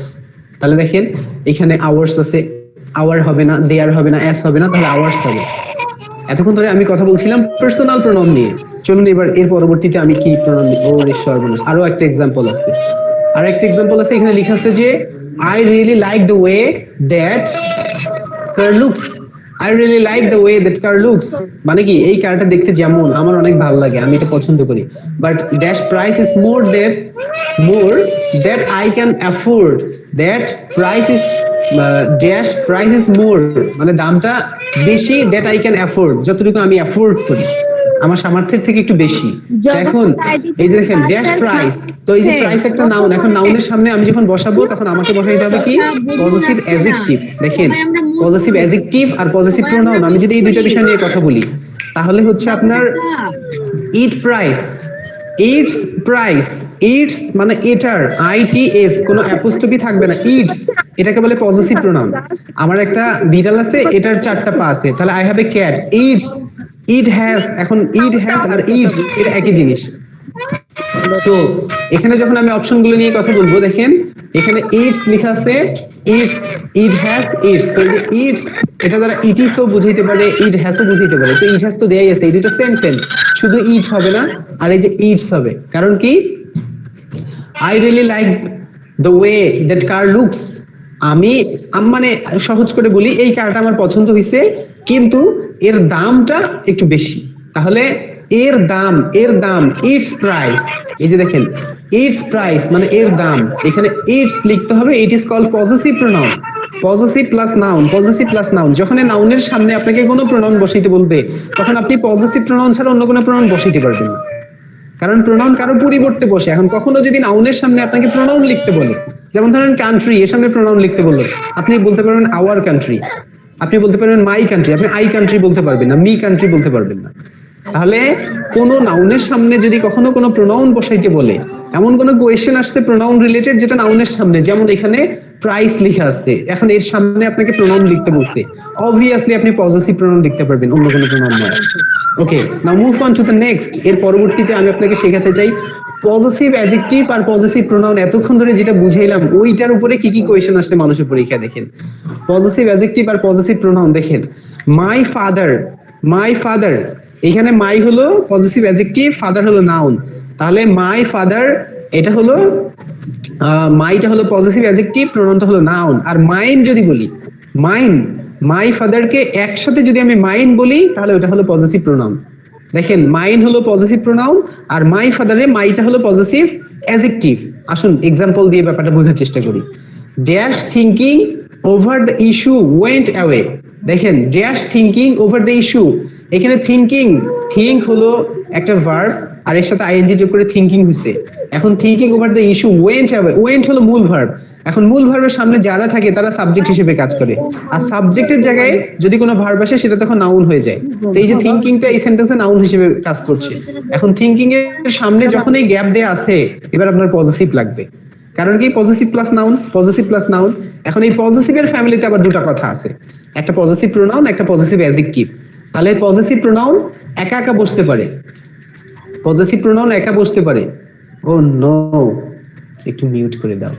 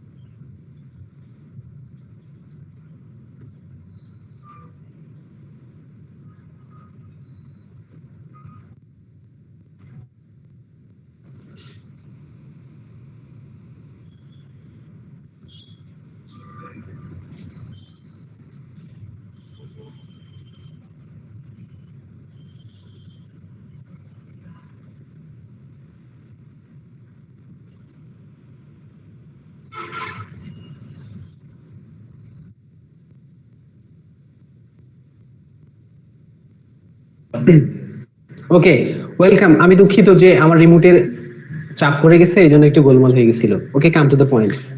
আমি কথা বলছিলাম পজিটিভ অ্যাডজেক্টিভ আর পজিটিভ প্রোনাউন এই দুটো টার্ম নিয়ে। এই টার্মটাকে ব্যাখ্যা করতে গিয়ে আমার এক্সাম্পল দেখেন, this is not my example, মানে আমি আমার মন গড়া এক্সাম্পল আপনার সামনে নিয়ে আসিনি, আমি রিয়েল এক্সাম কোয়েশ্চেন থেকে নিয়ে আসছি। আপনি যদি প্রোনাউন রিলেটেড অনেকগুলো কোয়েশ্চেন সলভ করেন, আপনার কাছে যদি ভালো মানের কোনো বই থাকে, masters apex English for competitive exam, তাহলে দেখবেন যে প্রোনাউনের অধ্যায়ে যখন আপনি যাবেন, তো এই প্রোনাউন থেকে কিভাবে বিসিএস পরীক্ষায় কোয়েশ্চেন আসছে, কিভাবে ব্যাংক জব পরীক্ষায় আসছে, কিভাবে বিভিন্ন কম্পিটিটিভ এক্সামে আসছে, প্রাইমারি পরীক্ষায় আসছে, সেখানে ডিটেলস দেয়া থাকবে। তো সেখানে আপনি এই কোয়েশ্চেনগুলো পাবেন, কারণ আমি এগুলো নিজে থেকে বানাইনি, আমি বই থেকেই নিয়ে আসছি এবং বিভিন্ন পরীক্ষায় যেগুলো আসছে ঠিক সেগুলা। ওকে, তাহলে দেখেন, just thinking over the issue, এই বিষয়টার উপরে তোমার চিন্তা ওয়েন্ট হবে, বৃথা গেছে, তুমি যেটা চিন্তা করছো সেটা ঠিক ছিল না। তো থিঙ্কিং হলো একটা নাউন। এখন নাউনের সামনে যখনই আপনি প্রোনাউন বসাবেন, তখন আপনাকে পজিটিভ প্রোনাউন লাগবে। পজিটিভ প্রোনাউন কোনগুলা? পজিটিভ অ্যাডজেক্টিভ কোনগুলা? মাই, ইউর, হিজ, হার, দেয়ার। তার মানে যে মাইন, আওয়ার্স, দেয়ার্স ওগুলা লিখা যাবে না, শুধু মাই, হিজ, হার, দেয়ার, ইউর ওগুলা। তাহলে দেখেন এখানে দেয়া আছে হি, কোনোভাবেই হবে না। কারণ কি? থিঙ্কিং হলো একটা নাউন। এখন নাউনের সামনে প্রোনাউনের সাবজেক্টিভ ফর্ম, অবজেক্টিভ ফর্ম এগুলো কখনোই বসবে না, প্রোনাউনের পজিটিভ ফর্ম বসবে। তো দেখেন পজিটিভ কোনটা? সি নম্বরে লেখা আছে হিম, ডি নম্বরে দেয়া আছে হিজ। এই হিজ হলো পজিটিভ। এখন ধরেন কেউ যদি একটু কম বুঝেন যে হিজ পজিটিভ স্যার, আমি কেমন করে বুঝবো? তো আমি প্রোনাউনের একটা ফর্ম আপনাদের সামনে আলোচনা করছি এবং গ্রুপের মধ্যে এটা সেন্ডও করে দিছি, সেটা একটু আপনাকে পড়াশোনা করতে হবে। তো পজিটিভ অ্যাডজেক্টিভ এবং পজিটিভ প্রোনাউন রিলেটেড প্রথম কোয়েশ্চেনে আমি আপনাকে শেখাতে চাই যে পজিটিভ অ্যাডজেক্টিভ হচ্ছে তা যা কোনো নাউনের পূর্বে বসে, আর পজিটিভ প্রোনাউন তা যার পরে কোনো নাউন থাকবে না। দেখেন, পজিটিভ প্রোনাউন ঠিক তা যার পরে কোনো নাউন থাকা যাবে না, পজিটিভ অ্যাডজেক্টিভ ঠিক তা যার পরে নাউন থাকতেই হবে। তো থিংকিংটা এই সেন্টেন্সে নাউনের কাজ করছে, এই জন্য এখানে পজিটিভ আসছে। দেখুন এখানে হি দেয়া আছে, শি দেয়া আছে, হিম দেয়া আছে। তো হি, শি, হিম এরা কোনোভাবেই কোনো নাউনের পূর্বে বসবে না। তাহলে কোনো নাউনের পূর্বে কখনো যদি কোনো প্রোনাউন বসতে পারে, একমাত্র পজিটিভ প্রোনাউন বসতে পারে। কারা কারা positive pronoun? His, her, their, our, your, এগুলো পজিটিভ প্রোনাউন। ওই যে বললাম ফর্ম থেকে আপনাকে দেখে নিতে হবে। আসুন 2 নম্বর কোশ্চেনটাতে দেখি কি বলা আছে। 2 নম্বর বলা আছে the agency has changing dash name several time. দেখেন ড্যাশ নেম, আবারও নেম একটা নাউন, এখন তার সামনে আপনাকে প্রোনাউন বসাইতে বলছে। তো কোন নাউনের পূর্বে যদি প্রোনাউন বসাতে বলে, তাহলে একমাত্র প্রোনাউন বসা যায় যার নাম পজিটিভ প্রোনাউন। আমি একটা করে ঘুরে ফিরে বারবার নিয়ে আসতেছি যাতে করে আপনার কাছে ব্যাপারটা ক্লিয়ার হয়ে যায়। তো দেখেন আমরা এখন অপশনগুলোর দিকে দেখি। ইটস, ইটস, দেয়ার, নন। তো এই যে ইটস আর ইটস, আমার এটা একটু ক্লিয়ার করে দেওয়া উচিত। আসলে এক জায়গায় অ্যাপোস্ট্রফি হবে আর এক জায়গায় অ্যাপোস্ট্রফি হবে না। আসুন আমি আপনাকে একটু দেখাই, বোর্ডে আসুক, ব্যাপারটা ক্লিয়ার করি। এই যে I T apostrophe S, it's আর ইটস অ্যাপোস্ট্রফি ছাড়া, এই দুইটার মধ্যে তফাৎ আছে। এই যে আই টি অ্যাপোস্ট্রফি দিয়ে যখন ইট হয়, এটা দ্বারা আমি ইট ইজ বুঝাইতে পারি, এটা দ্বারা আমি ইট হ্যাজ বুঝাইতে পারি, এটা দ্বারা আমি ইট ওয়াসও বুঝাইতে পারি। দেখেন ইট ওয়াজ আ হট সামার ডে, এখানে যদি আমি ইট এর পরে অ্যাপোস্ট্রফি দিয়ে এস দেই, তাহলে ওইটাই ইট ওয়াজ মিন করবে। It has a great problem, আমি যদি ইট এর পরে অ্যাপোস্ট্রফি এস দেই, তার মানে ইট অ্যাপোস্ট্রফি এস দেই, তিনটাই বুঝায়। এটা হলো কনস্ট্রাকশন ফর্ম, শর্টকাট ফর্ম। আপনি যখন ডু নট কে ডোন্ট বলেন, এটা শর্টকাট। ক্যান নট কে কান্ট বলেন, ঠিক সেরকম ইট অ্যাপোস্ট্রফি এস। এই অ্যাপোস্ট্রফিটা কি করে? কোনো কিছুকে শর্টকাট করে বলে। দেখেন যদি ডি ও এন ও টি, ডনটাকে আমি শর্ট করে ডি ও এন টি লিখতে চাই, তাহলে দেখেন 1 2 3 5টা ছিল, এখানে 1 2 3 4টা হলো, একটা কমে গেল। তো কোনো কিছু কমে গেলে সেখানে অ্যাপোস্ট্রফি আসে, আর এইটার নাম হলো পজিটিভ। যেখানে কমে টমে যায়নি, আই মিন কোনো অ্যাপোস্ট্রফি নেই, নাই। তো এইখানে আসো। তো আমি দুঃখিত যে এই দুইটা অপশনের মধ্যে এক জায়গায় একটা অ্যাপোস্ট্রফি দেওয়া উচিত ছিল। আমি এগুলো টাইপ করছি, টাইপ করতে একটু মিচিং হয়ে গেছে, I am sorry for that. তো যেটাতে অ্যাপোস্ট্রফি থাকবে সেটা হবে না, যেটাতে অ্যাপোস্ট্রফি থাকবে না সেটা হবে। তো মনে করেন আমি এখানে একটা অ্যাপোস্ট্রফি দিলাম, এইটা হবে না, এইটা হবে। কেন হবে? নেম হলো একটা নাউন, তার সামনে আপনাকে প্রোনাউন লিখতে বলছে। কোন নাউনের সামনে যদি আমরা প্রোনাউন বসাতে চাই, ওয়ান এন্ড অনলি প্রোনাউন বসানো যায় যার নাম হচ্ছে positive pronoun. Okay, move on to the next. Is this Russell's computer? এটা কি রাসেলস এর computer? No, dash is over there next to the window. No, এখন তার কম্পিউটারটা হচ্ছে নেক্সট টু দা উইন্ডো, মানে জানালার পাশে। তাহলে ড্যাশ ইজ ওভার, এখন দেখেন তার কম্পিউটার, এখানে is this Russell's computer? No, তার কম্পিউটার। তো তার কম্পিউটারকে যখন আমি একসাথে বলবো, এই যে দেখেন পজিটিভ প্রোনাউন আর পজিটিভ অ্যাডজেক্টিভ নামে দুটো কথা আছে। তো আমি যদি বলি হিজ কম্পিউটার, এইটা হলো পজিটিভ অ্যাডজেক্টিভ। আর দেখেন এই যে 4টা অপশনের মধ্যে দেয়া আছে, হি, হার্স, শি, হার্সেলফ। এই যে হার্স শব্দটা, ACR এর পরে একটা S, হার্স দ্বারা কি বোঝায়? হার কম্পিউটার। মানে হার কম্পিউটার দুইটা শব্দকে একসাথে করলে যা হয় সেটা হলো হার্স। আর ওইটাকে ইংলিশ গ্রামারের ভাষায়, এই প্রোনাউনের ভাষায় বলা হয় possessive pronoun. Possessive pronoun, possessive adjective. যখন আমি হার কম্পিউটার বলবো, হার কম্পিউটার, এখানে হারটা হলো পজেসিভ অ্যাডজেক্টিভ, কম্পিউটার হলো নাউন, তাহলে নাউনের সামনে অ্যাডজেক্টিভ বসাইতে হয়। আর যখনই কোনো নাউন থাকবে না, যেমন দেখেন এইখানে আপনার ইস আছে, এটা কোনো নাউন না, এটা একটা ভার্ব, তাহলে ভার্বের সামনে সাবজেক্ট বসাইতে হয়। এখন সাবজেক্ট হিসেবে আমাকে কি করতে হবে? পজেসিভ প্রোনাউন বসাইতে হবে, পজেসিভ প্রোনাউন। এখন পজেসিভ প্রোনাউন কারা? ওই যে হার্স, আওয়ার্স, ইয়োর্স, ওগুলা। তো এখানে হার্স আছে দেখেন। এখন আপনার কাছে মনে হতে পারে রাসেলস তো ছেলে মানুষ, এখানে হার্স কেন হলো? চারটা অপশনের মধ্যে আর কেউ পজেসিভ নাই, শুধুমাত্র এই হার্সটাই পজেসিভ, এই জন্য হারই হবে। মানে গ্রামার আমাকে যা শেখায় সেটা হলো যে যখন is this Russell's computer, Russell's computer is over, এটা কি রাসেলের কম্পিউটার? আমি বলতেছি না, রাসেলের কম্পিউটার জানালার পাশে আছে। তো রাসেলের কম্পিউটার, পজেসিভ শব্দটা দ্বারা অধিকার বা মালিকানা বোঝায়। আমার কলম, তার বাড়ি, তার সমস্যা, এই যে এগুলোকে পজেসিভ বলে। সো আমার মূল আলোচনার বিষয় হলো পজেসিভ অ্যাডজেক্টিভ আর পজেসিভ প্রোনাউন।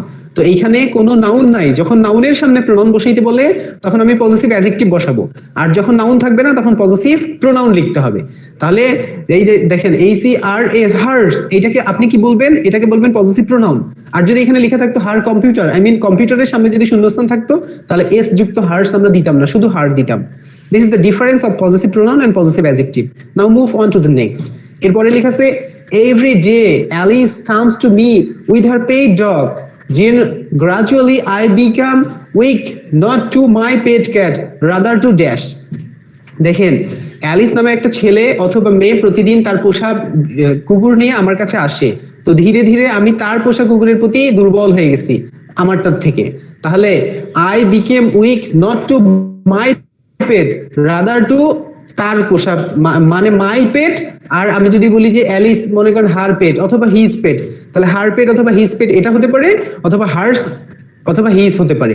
তাহলে দেখেন হার এটা হবে না, কারণ এটা পজেসিভ প্রোনাউনও না, এটা পজেসিভ অ্যাডজেক্টিভও না। আমি এই যে রাদার টু, এখন হার এটা কোনোভাবেই হতে পারে না, কারণ এই হার হচ্ছে একটা পজেসিভ অ্যাডজেক্টিভ, এরপর একটা নাউন থাকা উচিত, এখানে তো কোনো নাউন নেই, এজন্য হার হবে না। শি কোনোভাবেই হবে না, কারণ রাদার টু, এখানে এই রাদার টু দ্বারা বোঝাচ্ছে যে আমার পোষা প্রাণীর থেকে তার পোষা ক্যাটের দিকে আমি বেশি দুর্বল হয়ে গেছি। Gradually I became weak not to my cat rather to. ওহো, কথাটা আরেকটু ক্লিয়ার করে বলি। দেখেন, তার একটা পোষা কুকুর আছে আর আমার পোষা একটা ক্যাট আছে। তো তার পোষা কুকুরটার প্রতি আমি মুগ্ধ হয়ে গেছি আমার পোষা ক্যাটের থেকে। মানে আমার যে বিড়ালটা আছে এটা আমার যতটুকু না ভালো লাগে তার থেকে বেশি তার কুকুরটা ভালো লাগে। তো এখানে আমার my pet cat rather to her pet dog. দেখেন, হার পেট ডগ, এই যে হার পেট ডগ এই কথাটা আর মাই পেট ক্যাট, এই দুটা কথার মধ্যে কিন্তু আলোচনা হচ্ছে। এখন আমি যদি পজেসিভ অ্যাডজেক্টিভ আর পজেসিভ প্রোনাউনটা ক্লিয়ার করে দিতে চাই, তাহলে আমি আপনাকে বলবো দেখেন এইখানে মাই পেট ক্যাটকে হার পেট ডগের সাথে তুলনা করা হয়েছে।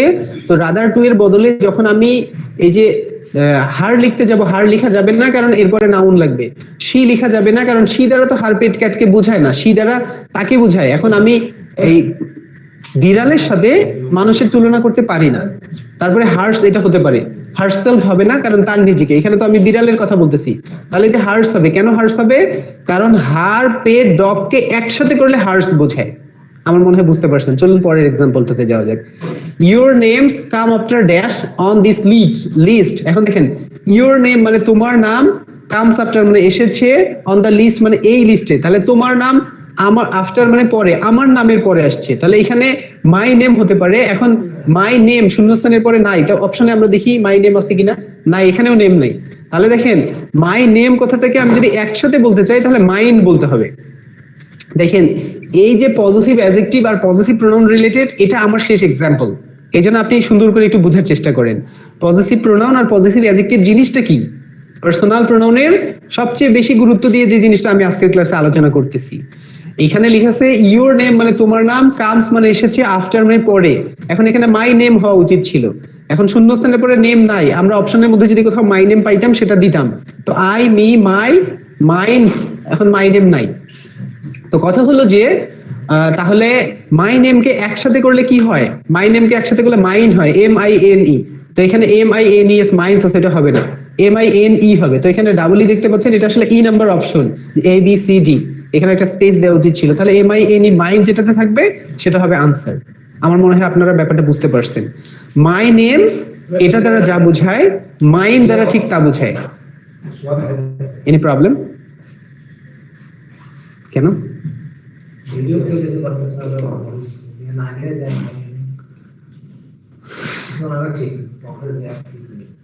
খুব খুব দুঃখজনক কথা। শরীফুল ভাই, এই টেকনিক্যাল প্রবলেম তো খারাপ জিনিস। আমাদের আসলে আমার ফ্রেন্ডটাকে ফোন দিলাম, এই বদমাইশটা ফোনে ধরলো না। স্টানটা দিলে এত কষ্ট হতো না।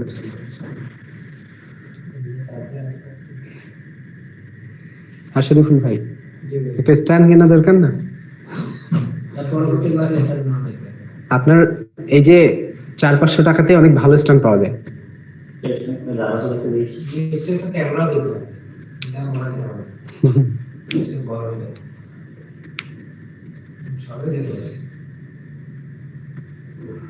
করোনাকালীন সময় খুব অভাব, নাহলে তো আমি কিনে দিতাম, নেই তো ভাই। ভিডিও দেখা আসছে কিছু সবাই একসাথে ভিডিও চালানো হবে না।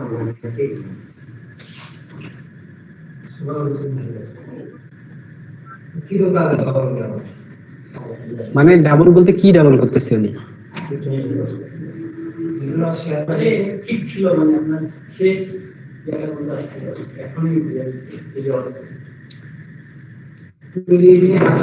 আমি টাইম নিচ্ছি 10:30 পর্যন্ত।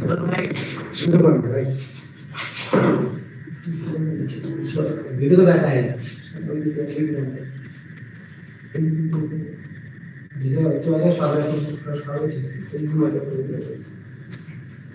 ঠিক আছে না?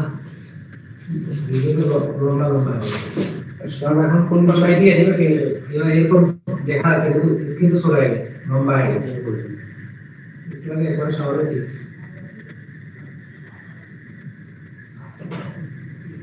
এখন স্ক্রিন লম্বা হয়েছে কিন্তু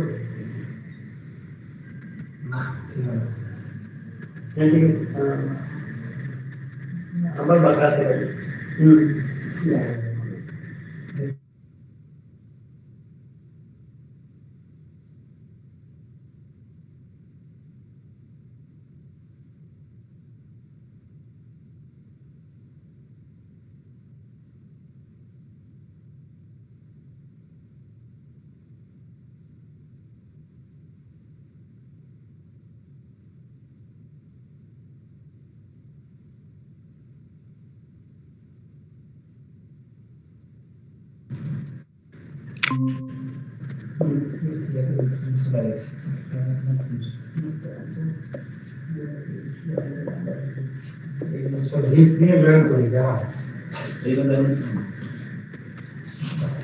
ঠিক আছে।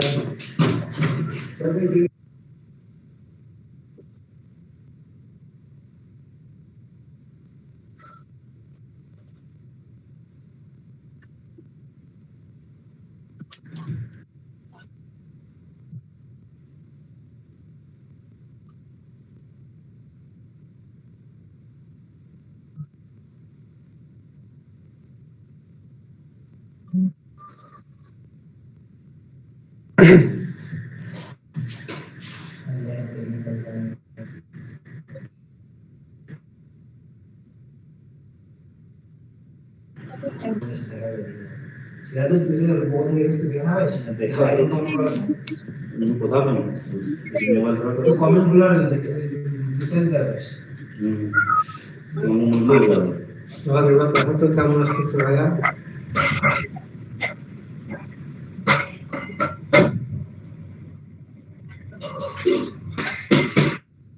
পাসওয়ার্ড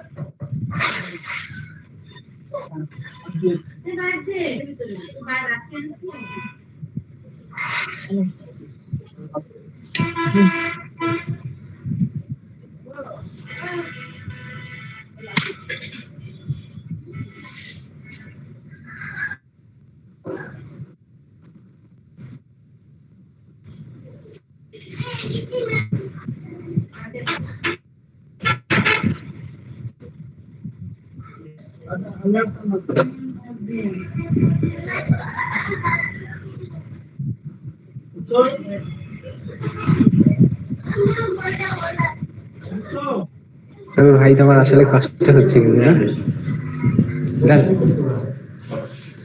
ওকে, আমাদের আসলে ওই মনিটর আর মোবাইলের কমিউনিকেশনটা অ্যাডজাস্ট করতে মাঝে মাঝে একটু রিপ্লেস হয়ে যাচ্ছে, যে কারণে আমরা আর কত বলবো, আন্তরিকভাবে দুঃখিত। তো আপনারা আসলে অনেক ধৈর্যশীল, আমরা দোয়া করছি আল্লাহ আপনাদের ইচ্ছা পূরণ করুক, ভালো রাখুক। Come to the point. এইবার আমি যে প্রোনাউনটা নিয়ে কথা বলবো, এই প্রোনাউনের নাম হলো ডেমনস্ট্রেটিভ প্রোনাউন। দেখুন, ডেমনস্ট্রেট মানে নির্দেশ করা। এই যে টেবিলের উপরে অনেকগুলো বই আছে, এই বইগুলো আমার। এখন এই বইগুলো, এজন্য বলতে হবে দিস বুকস। এখন এটা একটা কলম, এই কলমটা আমার, তখন বলতে হবে দিস ইজ মাই পেন। এখন যদি বলি এই কলমটা তোমার, তখন বলতে হবে দ্যাট ইজ ইউর পেন। আমি তো এক্সাম্পল দিচ্ছি যে গত বছর আমরা কয়েক বন্ধু মিলে কক্সবাজারে বেড়াতে গিয়েছিলাম, সেখানে আমরা কতগুলো সামুদ্রিক পাখি দেখেছিলাম, ওই পাখিগুলো অনেক চমৎকার ছিল, তখন বলতে হবে দোজ বার্ড। তো দেখেন, ডেমনস্ট্রেটিভ নামে একটা প্রোনাউন আছে, ইংরেজিতে 8 প্রকার প্রোনাউন আছে, তার মধ্যে একটা প্রোনাউনের নাম হলো ডেমনস্ট্রেটিভ প্রোনাউন। এই ডেমনস্ট্রেটিভ কি করে? দূরের অথবা কাছের কোনো কিছুকে নির্দেশ করে। তো কাছের কোনো কিছুকে নির্দেশ করার জন্য এই যে দিস অথবা টিএইচ দিস, এই দুটো শব্দ ব্যবহৃত হয়। দেখেন, টিএইচ আইএস দিস, এটা এক বচন, আর টিএইচ ইএস দিস, এটা বহু বচন। এটা বহু বচন। তো একটা কোনো কিছুকে নির্দেশ করার জন্য টিএইচ আইএস দিস হয়। যেমন এটা একটা কলম, দিস ইজ আ পেন। এখন আমি যদি অনেকগুলো কলম হাতে নিয়ে বলি যে এগুলো আমার কলম, তখন বলতে হবে দিস আর মাই পেন্স। দেখেন, এটা একটা কলম, দিস ইজ এ পেন, এগুলো আমার কলম, দিস আর মাই পেন্স। তার মানে কি, একটা কলমের কথা বললে টিএইচ আইএস দিস হবে, অনেকগুলোর কথা বললে টিএইচ আইএস দিস হবে। তো আমি যার কথা বলতেছি সেটা যদি আমার নিজের হয়, যেমন আমার কতগুলো সমস্যা আছে, তখন বলতে হবে যে আই হ্যাভ সাম প্রবলেম, আর এই সমস্যাগুলো আমাকে অনেক পেইন দেয়, তখন বলতে হবে দিস প্রবলেমস। তো আমার কতগুলো প্রবলেম আছে, এই প্রবলেম গুলো, তখন বলতে হবে দিস প্রবলেমস। এখন তোমার কতগুলো সমস্যা আছে, সেই সমস্যাগুলো, তখন বলতে হবে দোজ প্রবলেমস। তার মানে কি, আমার নিজের কাছের প্রেজেন্ট টেন্সের কোনো ঘটনা বলতে এই দুইটা কথা ব্যবহৃত হয়। আর টিএইচ আইএস দিস হলো এক বচনের সামনে বসে, আর টিএইচ এসি দোজ হলো বহু বচনের সামনে বসে। ঠিক সেরকম টিএইচ এটি দ্যাট, এটা এক বচনের সামনে বসে, টিএইচ ওএসি দোজ, এটা বহু বচনের সামনে বসে। একটু আগে আমি আপনাকে বলছিলাম যে ঢাকার রাস্তাগুলো অন্য শহরের রাস্তা থেকে প্রশস্ত, তাহলে তখন এই যে টিএইচ ওএসি দোজ অথবা টিএইচ এসি দোজ দিস হবে, কারণ এটা বহু বচন। দেখেন, টার্মটা খুবই সোজা। এমনও কোয়েশ্চেন পরীক্ষায় আসছে যে নিচের কোনটি ডেমনস্ট্রেটিভ প্রোনাউন, তাহলে এই চারটার মধ্যে যেটা থাকবে সেটাই ডেমনস্ট্রেটিভ প্রোনাউন। এখন প্রোনাউন কি করে? কোনো নাউনকে নির্দেশ করে, এই প্রোনাউনগুলো নির্দেশ করে, এদের নাম হলো ডেমনস্ট্রেট করা। তো এরা কিভাবে নির্দেশ করে? বাক্যটা যদি প্রেজেন্ট টেন্সের হয় তাহলে এই যে উপরের দুইটা নির্দেশ করে, বাক্যটা যদি পাস্ট টেন্সের হয় তাহলে নিচের দুইটা নির্দেশ করে। যাকে নির্দেশ করে সেটা যদি একটা হয় তখন টিএইচ আইএস দিস অথবা টিএইচ এটি দ্যাট। যদি অনেকগুলো হয় তখন টিএইচ ইএসি দিস অথবা টিএইচ ওএসি দোস। এই যে কথাগুলো যদি আপনি মাথায় রাখেন, তাহলে এই কথাগুলোকে ফোকাস করে আসুন এবার কতগুলো প্রশ্ন সমাধান করি। বিভিন্ন পরীক্ষা আসছিল এরকম কতগুলো প্রশ্নের দিকে আমি আপনার দৃষ্টি আকর্ষণ করছি। আসুন এখানটায় দেখি। আমরা আলোচনা করছি ডেমনস্ট্রেটিভ প্রোনাউন নিয়ে। তো এই ডেমনস্ট্রেটিভ প্রোনাউন রিলেটেড কোয়েশ্চেন গুলো কিভাবে পরীক্ষা আসছিল। 1 নাম্বার কোয়েশ্চেন বলা আছে this is my pen, that is yours, here this and that are dash. দেখেন, অনেকগুলো প্রোনাউন আছে, তার মধ্যে personal pronoun, demonstrative pronoun, positive pronoun আর নাউন। তাহলে এখানে দিস আর দ্যাট কি? 100% প্রোনাউন। তো যদি হয় প্রোনাউন, তাহলে কোন ধরনের প্রোনাউন? দিস আর দ্যাট হলো ডেমনস্ট্রেটিভ প্রোনাউন, কোনো সন্দেহ নাই, কারণ আমরা আলোচনাই করছি ডেমনস্ট্রেটিভ প্রোনাউন নিয়ে। তো আমি যদি প্রোনাউনের অধ্যায়ে খুব ভালো পারফর্ম করতে চাই, তাহলে 4টা শব্দকে ডেমনস্ট্রেটিভ প্রোনাউন বলে, এটা আপনাকে ভালো করে মাথায় রাখতে হবে। তো দিস দ্যাট ডেমনস্ট্রেটিভ প্রোনাউন, কোনো কথা নেই। 2 number which is the demonstrative pronoun. দেখেন এবার বলছে কোনটা নিচের ডেমনস্ট্রেটিভ প্রোনাউন, ওই যে চারটার মধ্যে যেটা হবে। তো হি, ইয়োরসেলফ, দোজ, হু, এই যে দোজ হলো ডেমনস্ট্রেটিভ প্রোনাউন। তারপরে what kind of pronoun is the word that in the following sentence, লেখা আছে all that glitter is not gold. এখানে দ্যাট কোন ধরনের প্রোনাউন? অবশ্যই ডেমনস্ট্রেটিভ প্রোনাউন। তারপরে 4 number, dash Nannu is a good cricketer is known to all. দেখেন এটা একটু টাফ আছে কিন্তু। Dash Nannu is a good cricketer is known to all. এখন আমি আপনাকে শেখাইলাম বাক্যটা প্রেজেন্ট টেন্স হলে দিস হয়। এখন আওয়ার, হুইচ, দেয়ারফর, দ্যাট অপশনের মধ্যে দিস কথাটাই নাই। আর একটা কথা হলো যে দ্যাট মানে যে হয়। তো নান্নু যে একটা ভালো ক্রিকেটার এটা সবাই জানে। তো যে যদি কখনো বাংলা অর্থ আসে তাহলে দ্যাট দিতে হয়। আর এখানে এক বচন, নান্নু একটা ভালো ক্রিকেটার, একটা কি বুঝাইছে? একটাকে বুঝলে দ্যাট অথবা দিস হয়। তো এই দুইটার মধ্যে অপশনে আমি দ্যাট পাইছি, কোনো কথা নাই, এখন দ্যাটই হবে। তারপর she was one of dash people who are forever worried about money। দেখেন she was one of dash, she was মানে সে ছিল one of dash people। এখন people একটা নাউন, এই নাউনের সামনে বসে ওই নাউনটাকে নির্দেশ করছে। people তো প্লুরাল নাম্বার। আর বাক্যটা আবার হচ্ছে যে was past tense। আমি আপনাকে কি শিখাইলাম? যদি প্রেজেন্ট টেন্স হয় তাহলে tis is অথবা tis es, যদি পাস্ট টেন্স হয় তাহলে tis এটি দ্যাট অথবা tis ওএস দোজ। তো এই ক্ষেত্রে বাক্যটা পাস্ট টেন্স, তার মানে দ্যাট অথবা ডোজ হবে, দোজ। এখন কথা হলো একটা কোনো কিছুর কথা যদি বোঝায়, যে নাউনটার সামনে বসে তাকে নির্দেশ করবে সেটা যদি একটা হয় তাহলে টিএইচ এটি দ্যাট, আর অনেকগুলো হলে টিএইচ হয়েছে দোজ। তো যেহেতু পিপল, দেখো she was one of those people, মানে সে ওই সমস্ত মানুষের মধ্যে একজন মানুষ যার সব সময় কি হয়, ওরিড অ্যাবাউট মানি, তো টাকা নিয়ে খুব দুশ্চিন্তায় থাকে। তো যাই হোক, আমার আলোচনার মূল কথা হলো এমন একটা প্রোনাউন যে কোনো নাউনের পূর্বে বসে ওই নাউনটাকে নির্দেশ করবে। তো যদি ওই নাউনটা প্লুরাল হয় তাহলে দিস হবে না, টিএইচ এসে দিস হতে পারে, টিএইচ এসে দোস হতে পারে, দ্যাট হবে না। তো এখন টিএইচ এসে দিস বসে প্রেজেন্ট টেন্সে, টিএইচ এসে দোস বসে পাস্ট টেন্সে। যেহেতু এই বাক্যটা পাস্ট টেন্স, নিঃসন্দেহে আনসার হবে টিএইচ এসে দোস। তো এগুলাই ছিল ডেমনস্ট্রেটিভ প্রোনাউন রিলেটেড কতগুলো কোয়েশ্চেন, আমার কালেকশন। আপনি চাইলে আরো অনেকগুলো কোয়েশ্চেনকে সলভ করতে পারেন। যখন সলভ করবেন তখন এই টার্মটা আপনার মাথার মধ্যে রাখতে হবে, দিস, দোস, দ্যাট, এগুলো হলো ডেমনস্ট্রেটিভ প্রোনাউন। দিস আর দ্যাট একবচন, দোস আর দেইস ওগুলো বহুবচন। টিএইচ ওএসি দোস আর দ্যাট পাস্ট টেন্সে বসে, টিএইচ এস দিস আর টিএইচ এস দিস প্রেজেন্ট টেন্সে বসে। ওকে, আসলে এর পরবর্তী আমার কাছে কি প্রোনাউন আছে সেটা নিয়ে কথা বলি। এরপরে আমার কাছে যে প্রোনাউনটা আছে সেটার নাম হলো ডিস্ট্রিবিউটিভ প্রোনাউন। রাইট নাও আমরা যে প্রোনাউন নিয়ে কথা বলবো সেই প্রোনাউনের নাম হলো ডিস্ট্রিবিউটিভ প্রোনাউন। তো ডিস্ট্রিবিউটিভ প্রোনাউন কোনগুলা? ডিস্ট্রিবিউটিভ প্রোনাউন ঠিক সেই প্রোনাউনগুলোকে বলে যেগুলা প্রত্যেকটা জিনিসকে আলাদা করে বোঝায়। ইচ, এভরি, আইদার, নাইদার, এই চারটাকে ডিস্ট্রিবিউটিভ প্রোনাউন বলে। এখন ডিস্ট্রিবিউট মানে স্বতন্ত্র বা আলাদা আলাদা, অনেকগুলা জিনিসের মধ্যে প্রত্যেকটা জিনিসকে আলাদা করে বোঝানোকে ডিস্ট্রিবিউটিভ বলে। যেমন আমি একটু আগে আপনাকে বলেছিলাম যে প্রত্যেকটা ছেলেই ভালো রেজাল্ট করছে, প্রত্যেকটা মেয়েই ভালো পারফর্ম করছে, প্রত্যেক মা তার সন্তানকে ভালোবাসে, এগুলোকে ডিস্ট্রিবিউটিভ প্রোনাউন বলে। এর ফ্যামিলিতে কে কে আছে? Each, every, either, neither, each, every, either, neither, এই চারটাকে ডিস্ট্রিবিউটিভ প্রোনাউন বলে। তাহলে এই চারটার কেউ যদি আসে আর আপনাকে বলে কোন প্রোনাউন, আপনি বলবেন ডিস্ট্রিবিউটিভ প্রোনাউন। আর কিভাবে আসে দেখেন, which one of the following words is an example of distributive pronoun? দেখেন such, either, that, any, এই যে either, each, every, either, neither চারটা distributive pronoun। তারপরে each of the boys gets a prize, here each distributive pronoun কোনো কথা নাই। তারপরে neither of the statement is true, the word neither কি, neither distributive pronoun। each of them was present, here what type of pronoun each is, each হচ্ছে distributive pronoun। মানে আমার কাছে কয়েকটা কোশ্চেন ছিল, প্রত্যেকটাই each, every, either, neither কোন pronoun সেটাই আসছে। এখন এখানে ছোট্ট একটা গ্রামার আমি আপনাকে শেখাতে চাই, একটু বোর্ডে আসা লাগবে। দেখেন আমি যদি বলি যে each of the doctors and nurse should use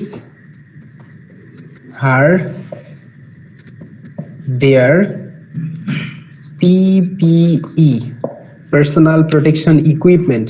So each of the doctors and nurses should use their PPE।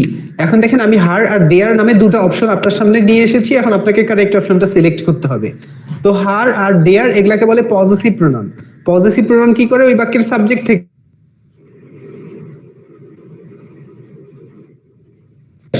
যদি আই সাবজেক্ট পজিশনে বসে তাহলে পজিটিভ হয় মাই। এখন কথা হলো ইচ, এভরি, আইদার, নাইদার এরা তো ডিস্ট্রিবিউট মানে স্বতন্ত্র বা আলাদা করে বোঝায়। তো ইচ অফ দ্য ডক্টরস, বাংলাদেশে বা সারা পৃথিবীতে অনেক ডক্টর আছে, এর মধ্যে প্রত্যেকটা ডক্টরের কথা আলাদা আলাদা করে বোঝাচ্ছে। এখন আপনি হার নিয়ে দেয়ার নেবেন, দেয়ার বহু বচন, হার এক বচন, এই হারটাই আপনাকে নিতে হবে। Every mother loves her child না দেয়ার চাইল্ড? আমরা জানি হার চাইল্ড হয়, কেন হলো এভরি মাদার মানে প্রত্যেকটা মা, দুনিয়াতে কত মা আছে, আপনি দেয়ার মাদার বলতে পারবেন না, হার বলবেন। কেন বলবেন? কারণ ইচ, এভরি, আইদার, নাইদার এর পরবর্তীতে প্রোনাউন সবসময় সিঙ্গুলার হয়, এমনকি ভার্বটাও সিঙ্গুলার হয়। দেখেন ভার্বটা কিভাবে সিঙ্গুলার হয়, একটা এক্সাম্পল দিয়ে শেখাই। লেখা আছে যে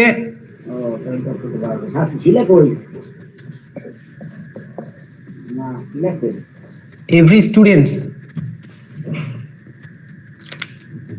সরি এভাবে লিখতে হবে, ইচ অফ দ্য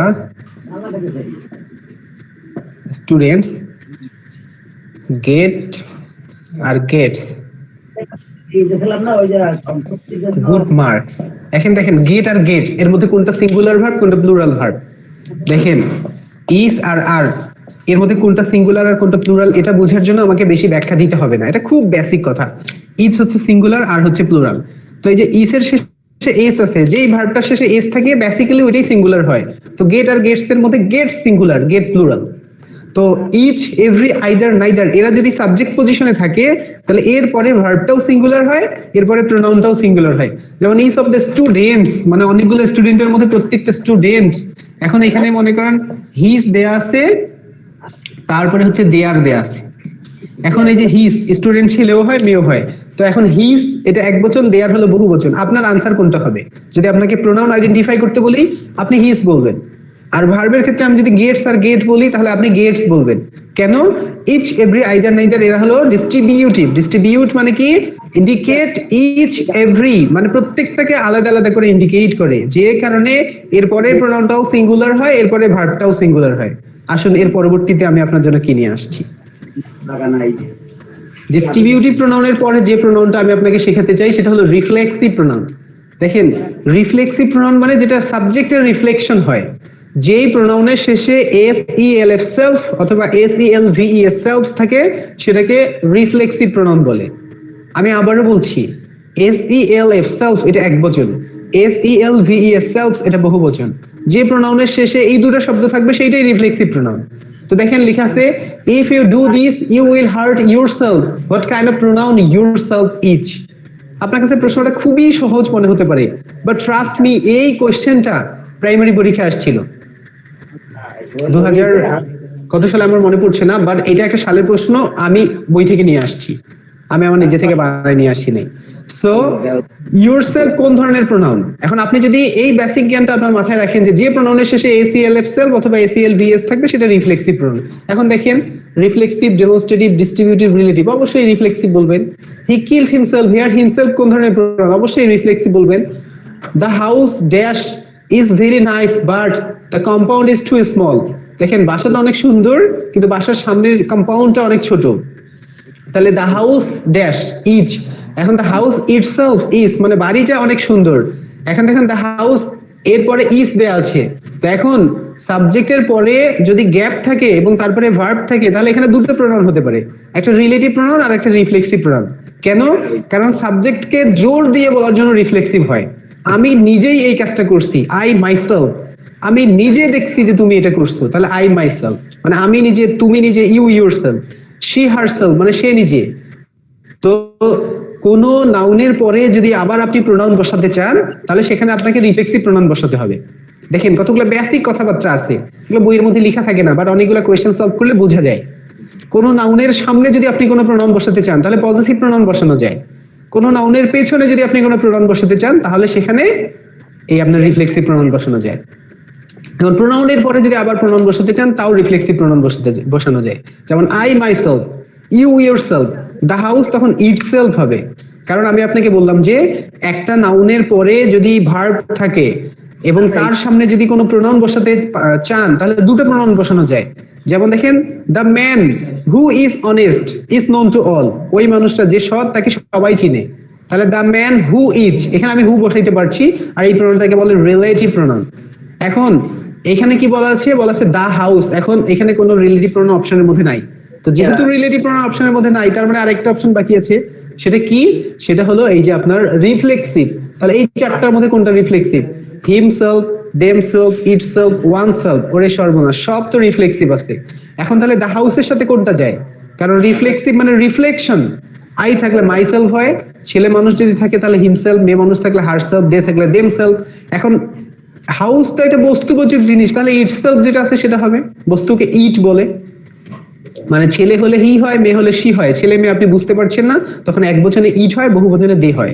যখন আপনি রিফ্লেক্সে যাবেন তখন এক বচনে ইটসেলফ, বহু বচনে দেমসেলফ। তাহলে এখানে দা হাউস মানে বাড়িটি ইচ আছে, এটা এক বচন, অবশ্যই ইটসেলফ হবে। তারপরে এই কোশ্চেন দেখেন, which one is a reflexive pronoun? নিচের কোনটা রিফ্লেক্সিভ প্রোনাউন? ওই যে সেলফের শব্দটা মাথায় রাখবেন, যার শেষে সেলফ থাকবে ওইটাই রিফ্লেক্সিভ। তো এখানে হিমসেলফের শেষে সেলফ আছে। তারপরে দেখেন লাস্ট কোশ্চেন এই রিলেটেড, কন্ট্রোল ফারহান। ফারহান তুমি তোমার নিজেকে কন্ট্রোল করো। তো দেখেন you, one self, self, your self.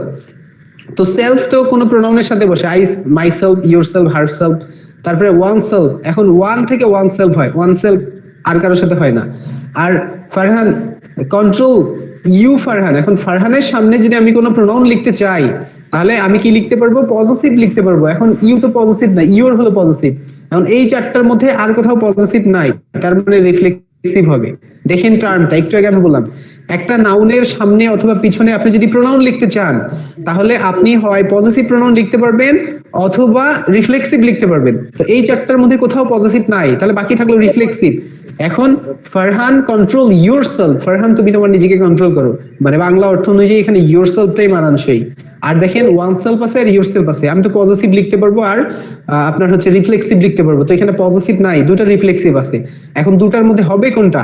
বাক্যটার অর্থ অনুযায়ী যেটা সামঞ্জস্যপূর্ণ সেটা। তো ওয়ান সেলফ কেবলমাত্র ওয়ানের সাথে হয়, তো এখানে তো ওয়ান নাই, তার মানে কি অবশ্যই ইউরসেলফ হবে। আমি আশা করছি যে আপনি বুঝতে পারছেন। আসলে এর পরবর্তীতে আমি আপনার জন্য কি নিয়ে আসছি,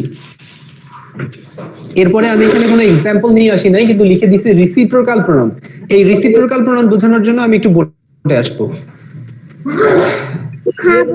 তোর বাবার কাছে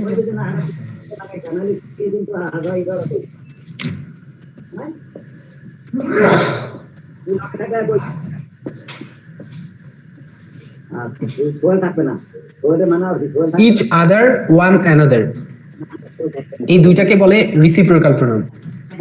ইচ আদার, ওয়ান অ্যানাদার, এই দুইটাকে বলে রিসিপ্রোকাল প্রোনাউন। এই রিসিপ্রোকাল কথাটার বাংলা অর্থ হলো পরস্পর সম্পর্কযুক্ত। এক্সকিউজ মি, রিসিপ্রোকাল কথাটার বাংলা অর্থ হলো পরস্পর সম্পর্কযুক্ত। তো যখন দুটা অথবা তার থেকে বেশি নাউন একটা আরেকটার সাথে সম্পর্কযুক্ত বোঝায় তখন সেখানে রিসিপ্রোকাল প্রোনাউন ব্যবহৃত হয়। তো এক্ষেত্রে দেখেন প্রোনাউন ঠিক তা যা কারো পরিবর্তে বসে, প্রোনাউন ঠিক তা যা কারো পরিবর্তে বসে। তো সামনে যে থাকবে সে যদি দুটো জিনিসের মধ্যে কথা বলে তাহলে শেষে গিয়ে আপনাকে ইচ আদার দেয়া লাগবে। সামনে যা থাকবে সেখানে যদি অনেকগুলো জিনিসের মধ্যে কথা বলে তাহলে পিছনে গিয়ে আপনাকে ওয়ান অ্যানাদার দিতে হবে। যেমন আমি একটা ক্লাস নিচ্ছি, আমার ক্লাসের মধ্যে কতগুলো স্টুডেন্ট আছে, এখন আমি বললাম যে আমার স্টুডেন্টগুলো খুবই ফ্রেন্ডলি, তারা প্রয়োজনে একজন আরেকজনকে সাপোর্ট করে, হেল্প করে। এই কথাটা আমি ইংরেজিতে বলবো, তখন বলবো যে the student of our group are so friendly, they help one another, they help one another. দেখেন দে হেল্প মানে আমার ক্লাসে যতগুলো স্টুডেন্ট আছে তাদের সবার কথা আমি বলছি। তো এই ক্ষেত্রে যখনই আমি ওয়ান অ্যানাদার বলবো দ্যাট মিন্স ক্লাসে দুইজন স্টুডেন্ট নাই, তার থেকে বেশি আছে। আর একটা ছেলে একটা মেয়ে একজন আরেকজনকে অনেক হেল্প করে অথবা অনেক লাভ করে, এখানে অবশ্যই আপনি ইচ আদার দেবেন। The boys and the girls help each other. যদি সাবজেক্ট পজিশনে দুজনের কথা বলে তাহলে এর প্রোনাউন হয় ইচ আদার, আর যদি দুইজনের বেশি মানুষের কথা বলে তখন সেখানে হয় ওয়ান অ্যানাদার। যেমন বাংলাদেশের মানুষগুলো প্রয়োজনে অপ্রয়োজনে একজন আরেকজনের খোঁজ নেয়, তাহলে বাংলাদেশের মানুষগুলো প্রয়োজনে অপ্রয়োজনে একজন আরেকজনের খোঁজ নেয়। এই কথাটা যদি আমি ইংরেজিতে বলতে চাই তখন বলতে হবে the people of Bangladesh inquire one another. দেখেন মূল কথাটা হলো ওয়ান অ্যানাদার কেন হবে, কারণ তার সামনে দ্য পিপল অফ বাংলাদেশ ছিল। এই হলো কথা। আসুন এরপর এটা দেখি। এরপরে এখানে দেয়া আছে ইনডিফিনিট প্রোনাউন। ইনডিফিনিট প্রোনাউন মানে যেটা ইনডিফিনিটলি ইন্ডিকেট করে, যেই প্রোনাউনটা কোনো নাউনকে অনির্দিষ্টভাবে নির্দেশ করে সেটাকে ইনডিফিনিট প্রোনাউন বলে। এর সদস্য হচ্ছে এই যে any, anyone, someone, anybody, somebody, একটু আগে আমি আপনাকে বলছি এবং আমার প্রোনাউনের লিস্টের মধ্যে দেয়া আছে, আপনারা সেখান থেকে দেখে নেবেন। এখন কথা হলো যে এটা কিভাবে ইন্ডিকেট করে। আমি যদি বলি যে কে পারবে এই প্রশ্নটার আনসার দিতে, তখন আপনাদের মধ্যে কেউ একজন বলবে যে আমি পারবো। তো আপনি যে পারবেন এটা আমি যখন বলছি যে আপনি বলেন, এইভাবে আমি বলি না, আমি বলছি কে পারবে। কেউ কি আছে আপনাদের মধ্যে? তো কিভাবে এই কোশ্চেনটার, এই প্রোনাউন রিলেটেড কোশ্চেন পরীক্ষায় আসে, এখানে লেখা আছে which one is the indefinite pronoun. নিচের কোনটা ইনডিফিনিট প্রোনাউন? দেখেন হু এটা relative pronoun, they personal pronoun, myself reflexive pronoun, anybody এইটাই ইনডিফিনিট প্রোনাউন। তাহলে ইংরেজিতে 8টা ক্যাটাগরির প্রোনাউন আছে এবং প্রত্যেকটা প্রোনাউন কতগুলো এক্সাম্পল আছে। Excuse me, each and every pronoun has some example. দেখেন ইচ, এভরি, আইদার, নাইদার এটা একটা family, who, whose, that, what এটা আরেকটা ফ্যামিলি। তারপরে একটু আগে আমরা শিখলাম দিস, দোজ, দ্যাট এটা আরেকটা ফ্যামিলি। তাহলে কোন প্রোনাউনটা কোন ফ্যামিলি থেকে আসছে এই কথাটা আপনার মাথার মধ্যে সেট আপ দিয়ে প্রোনাউনের কোশ্চেন সলভ করতে বসতে হবে, তাহলে আপনি ভালো পারবেন। তাহলে হু, দে, মাইসেলফ, এনিবডি এর মধ্যে আমাকে বলছে কোনটা ইনডিফিনিট প্রোনাউন। তো এনিবডি মানে কেউ একজন, anybody, is there anybody here, আপনাদের মধ্যে এমন কেউ কে আছেন, ইজ দেয়ার এনিবডি হিয়ার, যিনি এই কোশ্চেনটার সলিউশন জানেন? দেখেন আমি যদি বলি is there anybody here who can give me the answer of the question, তো কে কোয়েশ্চেন আনসার করবে? টিচার ডেফিনেটলি বলে নাই, ইনডিফিনিটলি বলছে। এটাই হলো ইনডিফিনিট প্রোনাউন, যেটা অনির্দিষ্ট করে বলে। তারপরের কোশ্চেন আসুন দেখি, none but Allah can helps us, what kind of pronoun none? দেখেন nobody, no one, none, anybody, somebody এগুলাকে ইনডিফিনিট প্রোনাউন বলে। আপনি বুঝেন আর না বুঝেন, নানটা হলো ইনডিফিনিট প্রোনাউন, কারণ এটা এই ফ্যামিলি থেকে আসছে। তাহলে ওরা বলছে নান ইজ ইনডিফিনিট প্রোনাউন হবে, এনি, এনিওয়ান, সামবডি, সামওয়ান আর আবার ইনডিফিনিট প্রোনাউন। এখন আপনার কাছে মনে হচ্ছে একই রকম? তো কথা হলো এই কোশ্চেন গুলাই পরীক্ষায় আসছিল। আমি একটা প্রতিযোগিতামূলক পরীক্ষাকে সামনে রেখে একটা কোয়েশ্চেন কিভাবে সলভ করবে সেটা আপনাকে শেখাচ্ছি। তো রাইট নাও আমরা কথা বলছি ইনডিফিনিট প্রোনাউন নিয়ে। তো এই ইনডিফিনিট প্রোনাউনকে ফোকাস করে, ইনডিফিনিট প্রোনাউনকে কেন্দ্র করে কিভাবে পরীক্ষায় প্রশ্ন আসছিল, এই যে দেখে নেন এইভাবে আসছিল এবং এভাবে আপনারও আসবে যদি এইটা রিলেটেড কোনো কোয়েশ্চেন আসে। তাহলে এরপরে যে কোয়েশ্চেনটা আছে এখানে লিখেছে it was so dark that the security guard could not see dash. It was so dark মানে এত অন্ধকার ছিল যে the security guard could not see দেখতে পায়নি। এখন দেখেন নোবডি মানে কাউকে দেখতে পায়নি। এখন এই যে কুড নট, যেখানে নট থাকে সেখানে নোবডি হয় না, পাশাপাশি দুইটা নেগেটিভ, দুইটা ইন্টারোগেটিভ গুলো হয় না। তারপরে সামবডি মানে কাউকে, এনিবডি, নান, এই নান শব্দটাও হবে না, কারণ নান, নো আর ওয়ান দুইটাকে একসাথে করলে নান হয়। তো যখন বাক্যটার মধ্যে কুড নট থাকে তখন নান আর নোবডি এটা কোনোভাবেই হবে না। তো দেখেন এইখানে একটা ইনডিফিনিট প্রোনাউন হবে, আমি অপশনের মধ্যে দেখতেছি 4টে ইনডিফিনিট প্রোনাউন। এখন 4টার মধ্যে এমসিকিউ কোয়েশ্চেন গুলা ম্যাক্সিমাম সময় 2টা টোটালি হয় না, আর 2টা কাছাকাছি হয়। এখন আপনি যদি সঠিকটা নির্বাচন করতে চান আপনাকে একটু ডিপলি পড়াশোনা করতে হবে। যেমন দেখেন এইটা আমি কিন্তু শিখে আসিনি যে চট করে আপনাকে বলে দিব যে এটা হবে। এখন আমাকে আমার বিদ্যা বুদ্ধি খাটায় একটা সলিউশন বের করতে হবে। তো ইট ওয়াজ সো ডার্ক এটা অনেক অন্ধকার ছিল, the security guard could not see security guard দেখতে পাচ্ছিল না। এখন দেখেন সিকিউরিটি গার্ড দেখতে পাচ্ছিল না, সামবডি মানে কেউ একজনকে, আর এনিবডি মানে কাউকেও না। তো এখানে এনিবডি কথাটা হবে। কেন হবে? কারণ যখন আপনি ইংরেজিতে কোনো একটা কোয়েশ্চেন সলভ করবেন তখন প্রথমত কোয়েশ্চেনটা রুলস রেগুলেশন অ্যাপ্লাই করে দেখতে হবে। রুলস রেগুলেশন অ্যাপ্লাই করার পরেও যদি আপনি রীতিমতো বুঝতে না পারেন তখন আপনাকে বাংলা করতে হবে। তো এত বেশি অন্ধকার ছিল যে সিকিউরিটি গার্ড দেখতে পাচ্ছিল না। এখন সামবডি মানে কি? সামবডি মানে কিছু মানুষকে, আর এনিবডি মানে কাউকে না। তাহলে could not see anybody, anyone মানে এমন একজন কেউ না। This is the answer of the question, anyone. So আসুন এর পরবর্তীতে আমি কি নিয়ে আসছি আপনার জন্য। এরপরে আমি আপনার জন্য নিয়ে আসছি ইন্টারোগেটিভ প্রোনাউন। ইন্টারোগেটিভ প্রোনাউন কি করে? ইন্টারোগেশন করে, আস্ক করে, কোয়েশ্চেন করে। এই 8 প্রকার প্রোনাউন রিলেটেড এই প্রোনাউনটা থেকে সবচেয়ে কম সংখ্যক কোয়েশ্চেন পরীক্ষায় আসতে দেখা যায়। তো এটা কেমন দেখেন, আমি যদি বলি it is a pen which is nice, এখানে হুইচটা 2টা কোয়েশ্চেনের মাঝখানে বসছে, আর এটা যদি আমরা বাংলা করি এটা হলো একটা কলম যেটা সুন্দর, এখানে আমি কোনো কিছু জিজ্ঞাসা করিনি। আর আমি যদি বলি কোন কলমটা তুমি পছন্দ করো, which pen do you like most, তখন এটা ইন্টারোগেটিভ কোয়েশ্চেন হবে। তো হু, হুইচ, হোয়াট এগুলা কি? এগুলা ইন্টারোগেটিভ প্রোনাউনও হতে পারে আবার রিলেটিভ প্রোনাউনও হতে পারে। তো রিলেটিভ প্রোনাউন কি করবে? 2টা বাক্যের মাঝখানে বসে একটা রিলেশন ক্রিয়েট করবে, কোনো জানতে চাবে না। আর ইন্টারোগেটিভ প্রোনাউন কি করবে? একটা বাক্যের ইন্টারোগেশন করবে। এক্ষেত্রে ইন্টারোগেটিভ সেন্টেন্সের একটা গঠন আছে, যেমন হু আর ইউ কে তুমি, হাউ আর ইউ কেমন আছো তুমি। তো সবার আগে একটা WH ওয়ার্ড হবে, মানে যে হু ইজ দ্যাট ওয়ার্ড, এই শব্দগুলো হবে। এরপর কি হবে, এরপরে একটা সাহায্যকারী ভার্ব থাকবে। পৃথিবীতে এমন কোনো ইন্টারোগেটিভ সেন্টেন্স নাই যার মধ্যে সাহায্যকারী ভার্ব থাকবে না। আমি যদি বলি কি করছো তুমি, তখন বলতে হবে what are you doing, what WH word মানে ইন্টারোগেটিভ প্রোনাউন, তারপরে আর হলো সাহায্যকারী ভার্ব, ইউ হলো সাবজেক্ট, ডুইং হলো মূল ভার্ব। তাহলে সবার আগে ইন্টারোগেটিভ প্রোনাউন হয়, তারপর সাহায্যকারী ভার্ব হয়, তারপরে সাবজেক্ট হয়, তারপরে মূল ভার্ব হয়। এই গঠন অনুযায়ী সবসময় ইন্টারোগেটিভ প্রোনাউন চলে। আর রিলেটিভ প্রোনাউন কিভাবে চলে আসুন আপনাকে এবার শেখাই। রিলেটিভ প্রোনাউন সম্পর্কে দ্য ডিটেইলস এবার আমি আপনাদের সামনে বলবো। আর this is the last part of our today's class. এবং আপনার জ্ঞাতার্থে জানাতে চাই, এতক্ষণ ধরে আমি যত রকমের প্রোনাউন নিয়ে কথা বললাম, এর মধ্যে সবচেয়ে বেশি পরীক্ষা আসে পার্সোনাল প্রোনাউন আর এই যে আপনার রিলেটিভ প্রোনাউন। তো এবার আমরা রিলেটিভ প্রোনাউন নিয়ে কথা বলবো, এই জন্য আমাকে একটু বোর্ডে আসা লাগবে।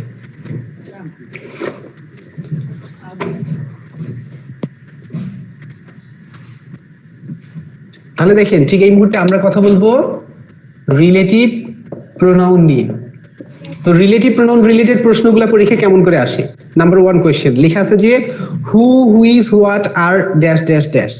হু whose what are dash dash অপশনের মধ্যে দেয়া আছে demonstrative pronoun, relative pronoun, indefinite pronoun, reflexive pronoun. এখন দেখেন, যারা কোয়েশ্চেন বানায় তারা কিন্তু ধারণা রাখে যে এই কোয়েশ্চেনটার আনসার কি হতে পারে।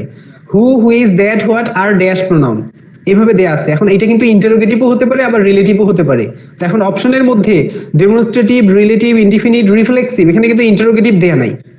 তার মানে কি কনফিউশন হতে পারে, এরকম কোনো সমস্যা আপনার সামনে আলোচনা করবে না। পৃথিবীতে যত রকমের কোয়েশ্চেন আছে ইংলিশে, প্রত্যেকটা কোয়েশ্চেনের একটা গ্রামার থাকে, একটা ব্যাখ্যা থাকে, একটা সলিউশন থাকে, আবার সলিউশনের পিছনে রুলস থাকে। যেমন হু হুইজ হোয়াট এগুলা কোন প্রোনাউন, অপশনে লেখা আছে ডেমনস্ট্রেটিভ, রিলেটিভ, ইনডিফিনিট, রিফ্লেক্সিভ। এখন আমি ইনডিফিনিট প্রোনাউন বলবো। কেন? কারণ এগুলা হয় ইনডিফিনিট প্রোনাউন হবে অথবা ইন্টারোগেটিভ প্রোনাউন হবে।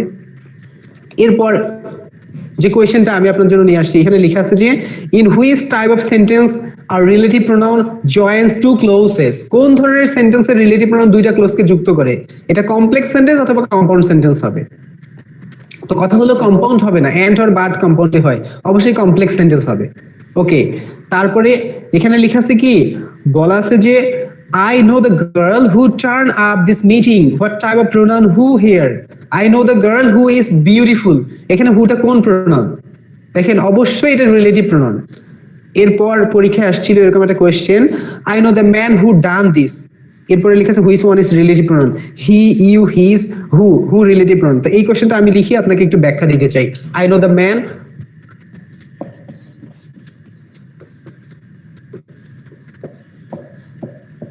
who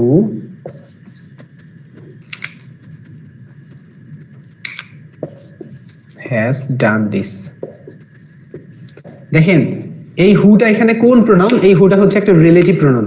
এখন রিলেটিভ প্রোনাউন জিনিসটা কি, এ কি করে?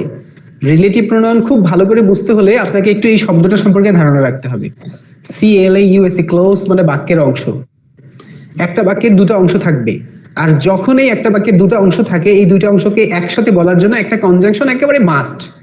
তো এই রিলেটিভ প্রোনাউন হলো এক ধরনের কনজাংশন। এরা কি করে, দুটা বাক্যের মাঝখানে বসে সামনের অংশটার সাথে পিছনের অংশটার একটা রিলেশন তৈরি করে। যেমন দেখেন আই নো দ্য ম্যান, আমি জানি ওই মানুষটাকে, হ্যাজ ডান দিস, যে এটা করেছে। তাহলে আমি কিন্তু সরাসরি বলতে পারতাম the man has done this, মানুষটা এটা করেছে। কিন্তু আমি ওই মানুষটাকে চিনি, যেই মানুষটা এই কাজটা করছে। বাক্য হলো দুটা, বলবো আমি একসাথে। তো একটা বাক্যের দুটো অংশকে আমি যদি একসাথে বলতে চাই, তাহলে আমার একটা কনজাংশন লাগবে। ইংলিশ গ্রামারের মধ্যে কমপ্লেক্স সেন্টেন্স এবং কম্পাউন্ড সেন্টেন্স নামে এক ধরনের সেন্টেন্স আছে। এগুলো কিভাবে গঠিত হয়? বাক্যের দুটো অংশ একটা কনজাংশন দ্বারা একসাথে যুক্ত হয়ে এরা গঠিত হয়। তো ঠিক এই মুহূর্তে আমি কথা বলছি কমপ্লেক্স সেন্টেন্স নিয়ে এবং কমপ্লেক্স সেন্টেন্সের রিলেটিভ প্রোনাউন নিয়ে। এই রিলেটিভ প্রোনাউন কি করে দেখেন, মনে করে লেখা আছে যে it is you who is my friend. এখন it is you who is my friend শুনতে খুব ভালো লাগছে, কিন্তু এখানে ইজটা আমি ভুল লিখছি। দেখেন ইট ইজ ইউ মানে এটা হলো তুমি, মাই ফ্রেন্ড মানে আমার বন্ধু। তাহলে ইট ইজ ইউ এটা হলে তুমি যে আমার বন্ধু, তাহলে মাই ফ্রেন্ড। এখন এই যে ইউ আর মাই ফ্রেন্ড এই দুইটাকে একসাথে যুক্ত করে দেওয়ার জন্য এখানে আমি হু নিয়ে আসছি। হুকে বলা হয় রিলেটিভ প্রোনাউন।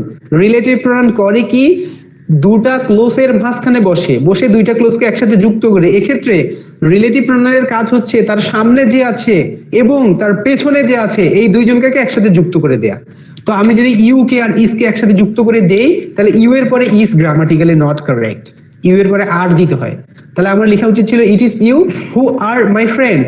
এখানে হুটা হলো রিলেটিভ প্রোনাউন। এখন কনফিউশনটা এখানে না, কনফিউশনটা কোনখানে হয়, এই যে হু কখন আমি লিখবো, হুইজ কখন আমি লিখবো, দ্যাট কখন আমি লিখবো, হোয়াট কখন লিখবো, হোয়ার কখন লিখবো, এইটা হলো কনফিউশন। এটা হলো বেসিক কনফিউশন। এরপরে আরেকটা অ্যাডভান্স কনফিউশন আছে, তো একটু মনোযোগ দিয়ে শুনবেন কারণ এটা আমাদের ক্লাসের শেষ পার্ট। তো দেখেন রিলেটিভ প্রোনাউন কি করে, তার সামনে যে আছে তার সাথে তার পেছনে যে আছে তাকে যুক্ত করে দেয়। এক্ষেত্রে আমি যখন প্রোনাউন লিখতেছি, দেখেন আজকের ক্লাসের শুরু থেকে একদম শেষ পর্যায়ে এসে আমি আবারও সবচেয়ে দামি কথাটা একবার আপনার সামনে তুলে ধরতে চাই। প্রোনাউন ঠিক তা যা কারো পরিবর্তে বসে। দেখেন বইয়ে লেখা আছে প্রোনাউন নাউনের পরিবর্তে বসে, কিন্তু আমি আমার মতো করে প্রোনাউন কার পরিবর্তে বসে এটা কখনো পরীক্ষায় আসবে না, কিন্তু আপনাকে ভালো করে বুঝতে হবে পরীক্ষায় যা আসবে তা সলভ করতে হলে। তাহলে পরীক্ষায় যা আসবে তা যদি আপনি সলভ করতে চান তাহলে বেসিক একটা কথাকে আমি আমার মতো করে শেখাচ্ছি যে প্রোনাউন ঠিক তা যা কারো পরিবর্তে বসে। তো যখন সে কারো পরিবর্তে বসে তখন সে কতগুলো নিয়ম কানুন ফলো করে বসে। তো আমরা এই মুহূর্তে রিলেটিভ প্রোনাউন এর ব্যবহার শিখতেছি। তো আমি এই টার্মটাকে তুলে ধরে আপনাকে ব্যাপারটা বুঝাতে চাই। প্রোনাউন ঠিক তা যা কারো পরিবর্তে বসে। তো এখন আমি যখন এখানে হু দিলাম, এই হুটা ইউ এর পরিবর্তে বসলো। তো রিলেটিভ প্রোনাউন যখন আমি বসাচ্ছি তখন তার সামনে যে শব্দটা থাকবে ইংলিশ গ্রামারের ভাষায় ওটাকে বলে অ্যান্টিসিডেন্ট। অ্যান্টিসিডেন্ট মানে পূর্বপদ। এখন এই অ্যান্টিসিডেন্ট আপনি যদি মনে রাখতে না পারেন দরকার নেই আপনার মনে রাখার, সহজ করে আমি আপনাকে বলি এইখানে রিলেটিভ প্রোনাউন বসাবেন আপনি। এখন এখানে একটা গ্যাপ দেয়া আছে, এখন চারটা option who, he, is, that, what এরকম করে লেখা আছে। তো আপনি এখন কোনটাকে কারেক্ট প্রোনাউন হিসেবে ধরে নেবেন? তো রিলেটিভ প্রোনাউনের সামনে যদি কোনো ব্যক্তির কথা থাকে তাহলে হু লিখতে হয়, যদি কোনো বস্তুর কথা লেখা থাকে তখন হুইস অথবা দ্যাট লিখতে হয়। দেখেন হুইস অথবা দ্যাটের মধ্যে খুব গভীর কোনো তফাৎ নাই, কিন্তু দ্যাট এই ব্যক্তিকেও বুঝাইতে পারে বস্তুকেও বুঝাইতে পারে, কিন্তু হুইস সব সময় ব্যক্তিকেই বুঝাবে, হুইস সব সময় বস্তুকে বোঝাবে, কখনোই ব্যক্তিকে বোঝাবে না। এখন মনে করেন ইট ইজ ইউ হু, এখানে ধরেন ইট ইজ ইউ, এখানে হু হওয়া উচিত ছিল। তখন আমি অপশনের মধ্যে দেখতে পাচ্ছি হু নাই, এখানে দ্যাট দেয়া আছে, হুইস দেয়া আছে, হোয়াট দেয়া আছে, হোয়েন দেয়া আছে, তখন দ্যাট নিব। কারণ দ্যাট কি করে ব্যক্তিকেও বুঝাতে পারে বস্তুকেও বুঝাতে পারে, কিন্তু হুইস সব সময় বস্তুকে বোঝায়। এখন কোন একটা অপশনের মধ্যে বস্তুকে বুঝাইছে, এখন হুইস নাই, তখন দ্যাট হবে। তো যা বলছিলাম রিলেটিভ প্রোনাউনের ব্যবহার শেখাচ্ছি আমি আপনাকে। তো রিলেটিভ প্রোনাউন কি করে, রিলেটিভ প্রোনাউন তার সামনের নাউন অনুসারে বসে। এখন রিলেটিভ প্রোনাউনের ঠিক সামনে যদি কোনো ব্যক্তির কথা থাকে আমি হু লিখবো, যদি কোনো বস্তুর কথা থাকে যেমন আমি বলতে পারি ইট ইজ এ পেন, এরপরে আমি হুইস অথবা দ্যাট লিখবো। যদি কোনো স্থানের কথা লেখা থাকে যেমন ইট ইজ এ প্লেস, তখন লিখতে হবে হোয়ার। যদি কোনো সময়ের কথা লেখা থাকে ইট ইজ 1971, তখন লিখতে হবে হোয়েন। রিলেটিভ প্রোনাউনের বেসিক জ্ঞান শেষ। রিলেটিভ প্রোনাউন কি করে, যেখানে বসে তার সামনে যে আছে তার সাথে তার পেছনে যে আছে তাকে যুক্ত করে। তো রিলেটিভ প্রোনাউনের ঠিক সামনে যে বসবে সে যদি কোনো ব্যক্তি হয় আপনি বলবেন হু, বস্তু হলে হুইস অথবা দ্যাট, স্থানের কথা বললে হোয়ার, সময়ের কথা বললে হোয়েন। এটা হলো বেসিক। আসলে এবার একটু অ্যাডভান্স পড়াশোনা করি। অ্যাডভান্স পড়াশোনাটা বলতে আমি কি বোঝাই, এই যে কখন হু হবে আর কখন হুম হবে। দেখেন ব্যক্তিকে বোঝালে হু হয়, কিন্তু কখনো কখনো আবার হুম হয়, এটা একটু ভালো করে শিখতে হবে। হু হলো সাবজেক্টিভ ফর্ম আর এইটারে অবজেক্টিভ ফর্ম হলো হুম। তাহলে কখন আপনি হু দিবেন আর কখন আপনি হুম দিবেন এটা আমার এখনকার আলোচনার বিষয়। তো যদি লেখা থাকে যে he is a man dash I know, এখন দেখেন আমি আপনাকে এখনই কত সুন্দর করে শিখাইলাম।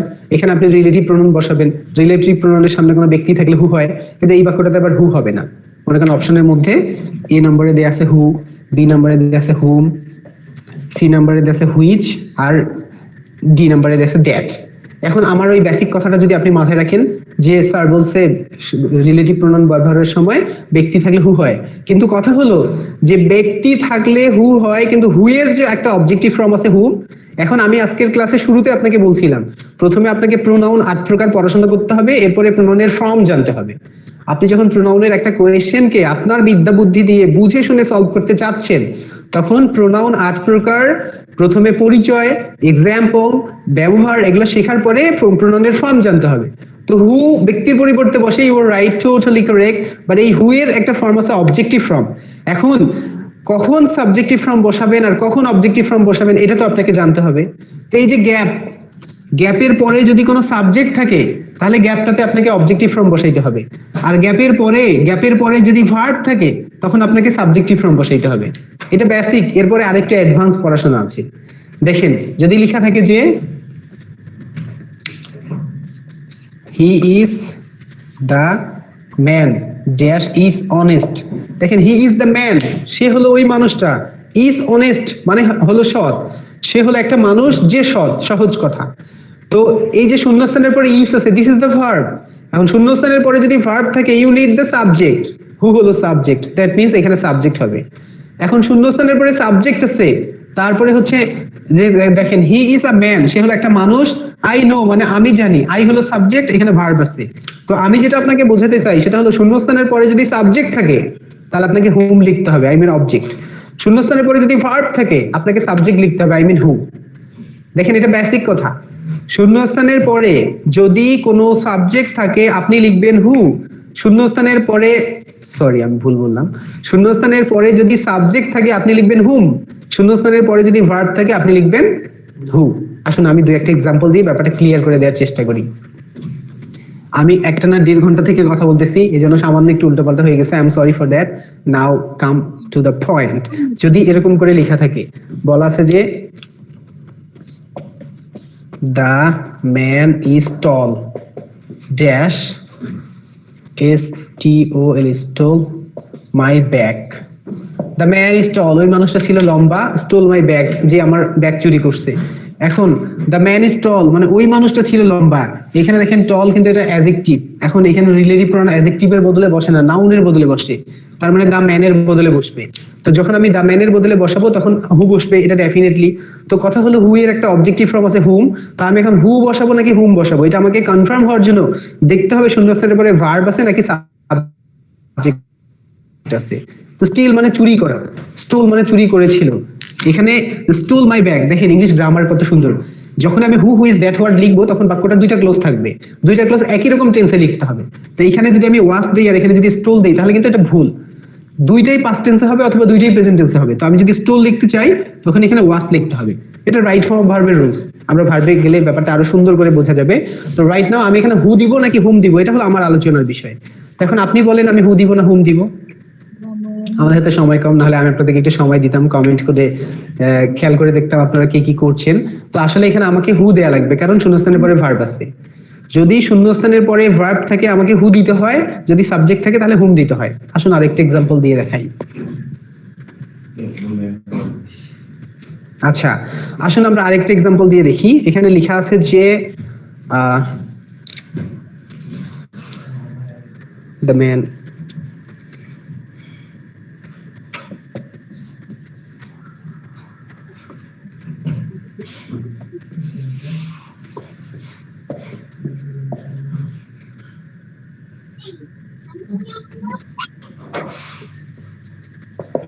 the man dash help me was honest। এবার কিন্তু আপনি একটু বিপদে পড়ে গেছেন। এটা বোঝার জন্য একটু অ্যাডভান্স পড়াশোনা করতে হবে। মানে হলো যে শূন্যস্থানের পরে যদি সাবজেক্ট থাকে তাহলে আপনাকে হুম দেয়া লাগবে, শূন্যস্থানের পরে যদি ভার্ব থাকে তাহলে আপনাকে হু দিতে হবে, এটা বেসিক। তো একটু বলে নেই, দেখেন মানে হু ইজ দ্যাট ওয়ার্ড আপনি শিখে গেলেন, এখন আপনি ভাবছেন আপনি সব পারবেন। তো আপনি এরকম করে কয়েকটা কোয়েশ্চেন সলভ করলে দেখতেছেন বইয়ের মধ্যে আনসার অন্যটা আছে। তো এই যে আমি শিখলাম একটা কিন্তু আনসার আছে আরেকটা, তো আমি শুধু একটু বেসিক পড়াশোনা করলে হবে না, আমাকে একটু অ্যাডভান্স পড়াশোনা করতে হবে। তো যখন আপনি অ্যাডভান্স পড়াশোনা করবেন তখন দেখবেন আপনি সব বুঝে যাচ্ছেন। তো এই অ্যাডভান্স পড়াশোনা বলতে কি, দ্য ম্যান হেল্প মি, তো এই হেল্প একটা ভার্ব। তো আমি আপনাকে যতটুকু পড়াইলাম ভার্ব যদি থাকে তাহলে আপনাকে হু লিখতে হয়, আর যদি সাবজেক্ট থাকে তাহলে আপনাকে হুম লিখতে হয়, এটা বেসিক। এখন এই বেসিকটার উপরে আবার একটা অ্যাডভান্স পড়াশোনা আছে, মানে এইরকম করে আপনি লিখতে যাবেন তখন দেখবেন যে হচ্ছে না।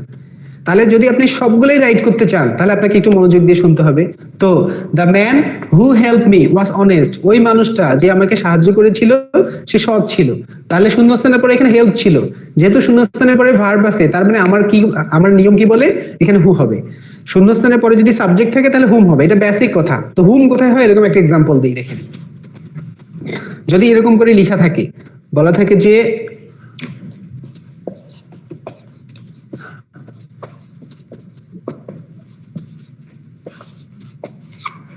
I will find out the boy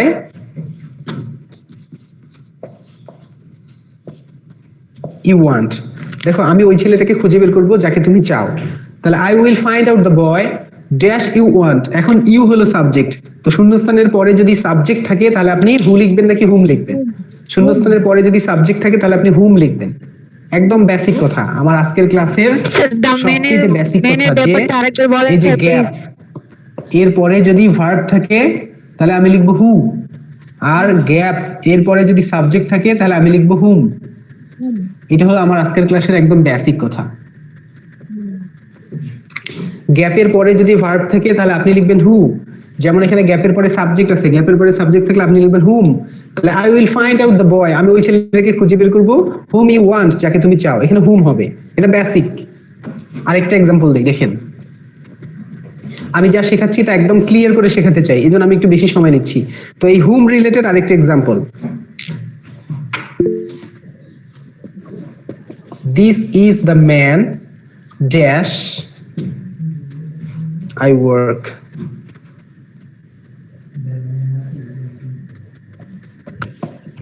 with dash I work is nice.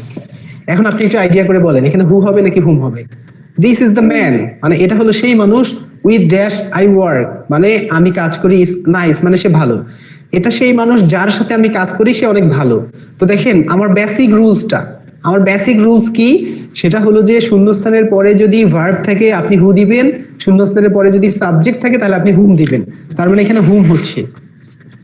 তো একটা কোয়েশ্চেনকে নানাভাবে সলভ করা যায়। এখানে শূন্যস্থানের সামনে উইথ আছে, উইথ একটা প্রিপোজিশন, তো প্রিপোজিশনের পরে সব সময় প্রোনাউনের ফর্মের অবজেক্টিভ ফর্ম বসে। প্রিপোজিশনের পরে প্রোনাউনের সব সময় অবজেক্টিভ ফর্ম বসে। তো হু আর হুম এর মধ্যে হু হলো সাবজেক্টিভ ফর্ম, হুম হলো অবজেক্টিভ ফর্ম। তার মানে এখানে 100% অবজেক্টিভ ফর্মটা বসাইতে হবে। তো হুম হচ্ছে অবজেক্টিভ ফর্ম। এটা ছিল হু হুমের ব্যবহারের একদম বেসিক নিয়ম। এবার আসেন আরেকটা অ্যাডভান্স নিয়ম শিখবো, আর এটাই আজকের ক্লাসের লাস্ট। সো মনোযোগ হারাবেন না, মনোযোগ ধরে রাখুন, আর মাত্র 5 মিনিটের মধ্যেই ক্লাস শেষ হয়ে যাবে।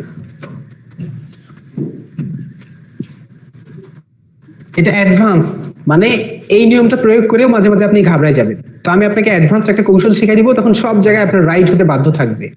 দেখেন অ্যাডভান্সটা কি। অ্যাডভান্সের জন্য প্রথমত আপনাকে একটা নিয়ম শিখতে হবে, সেটা হচ্ছে যে একটা বাক্যের মধ্যে যতগুলা সাবজেক্ট থাকবে ঠিক ততগুলা ভার্ব থাকতে হবে, যতগুলা সাবজেক্ট থাকবে ঠিক ততগুলা ভার্ব থাকতে হবে। এখন সাবজেক্ট আর ভার্ব যদি সমান হয়, তাহলে আমরা হুম লিখবো, আর সাবজেক্ট আর ভার্ব যদি সমান না হয় তখন আমরা হু লিখবো। দেখেন এটা একটু অ্যাডভান্স কথাবার্তা। একটা সেন্টেন্সের মধ্যে জয়টা সাবজেক্ট থাকবে ঠিক তয়টা ভার্ব থাকবে। দেখেন হু হুম এগুলো হলো কনজাংশন, এরা যেই বাক্যে বসবে সেই বাক্যে দুটো অংশ থাকবে। তো একটা বাক্যের যখন দুটো অংশ থাকে তখন ওই বাক্যটাকে বলে কমপ্লেক্স সেন্টেন্স। আর complex sentence is a sentence having more than one subject and more than one verb. তার মানে কমপ্লেক্স সেন্টেন্স এমন একটা সেন্টেন্স যেই সেন্টেন্সে একের অধিক সাবজেক্ট থাকে এবং একের অধিক ভার্ব থাকে। তো বেসিক একটা গ্রামার আমাকে বলে যে একটা সেন্টেন্সে যতগুলা সাবজেক্ট থাকবে ঠিক ততগুলা ভার্ব থাকা লাগবে। সাবজেক্ট আর ভার্ব যদি সমান সংখ্যক হয় তাহলে সেখানে আমি হুম দিব। এখন সাবজেক্ট আর ভার্ব যদি সমান সংখ্যক না হয়, তার মানে ভার্ব বেশি হয়েছে তখন আমাকে সাবজেক্টের দরকার আছে, অথবা সাবজেক্ট বেশি হয়েছে তখন আমাকে ভার্বের দরকার আছে। মানে সাবজেক্ট ভার্ব আপনাকে যখন মিলানো লাগবে তখন আপনি হু দিবেন। সাবজেক্ট আর ভার্ব যদি সমান না হয় আপনাকে হু দেয়া লাগবে, সাবজেক্ট আর ভার্ব যদি সমান সমান হয় তাহলে আপনাকে হুম দিতে হবে। এটা একদম বেসিক নিয়ম। দেখেন ধরেন এইভাবে বলা আছে যে I know the man dash helps you. দেখেন আই নো দ্য ম্যান, এখানে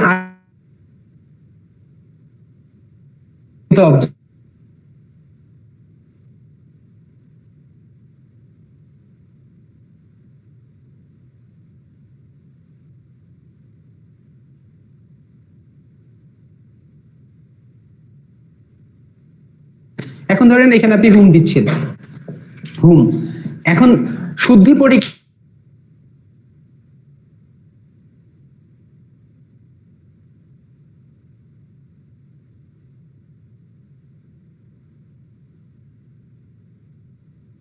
ভার্ব মিলে যায় মানে সমান সমান হয় তাহলে আপনি দিবেন হুম, আর যদি সাবজেক্ট আর ভার্ব সমান সমান না হয় তাহলে আপনি দিবেন হু। তাহলে দেখেন আই নো দ্য ম্যান, আমি মানুষটাকে চিনি, ড্যাশ হেল্প ইউ। এখন শূন্যস্থানের পরে ভার্ব থাকলে নাকি হুম হয়, কিন্তু আসলে এখানে হুম দেয়া যাবে না, এখানে আবার হু দিতে হবে। কেন আপনি হু দিবেন? এই যে আই হলো সাবজেক্ট, নো হলো ভার্ব, ইউ হলো ভার্ব, সরি হেল্প হলো ভার্ব, ইউ হলো অবজেক্ট, এটা অবজেক্ট এটা অবজেক্ট। তার মানে কি এখানে সাবজেক্ট ভার্ব, একটা সাবজেক্ট একটা ভার্ব কিন্তু আরেকটা ভার্ব, তার মানে কি দুইটা সাবজেক্ট আর একটা ভার্ব সমান সমান হয়নি। দেখেন সমান হলে হুম আর সমান না হলে হু দিতে হবে, তো এখানে সমান হয়নি, এই জন্য আপনাকে হু দিতে হবে। এখন শুদ্ধি পরীক্ষা, একটু খেয়াল করে দেখেন, যদি সাবজেক্ট আর ভার্ব সমান সংখ্যক হয় তাহলে আমরা দিব হুম, আর যদি সমান সংখ্যক না হয় তাহলে আমরা দিব হু। আসুন আরেকটা এক্সাম্পল দিয়ে ব্যাপারটা বুঝাই।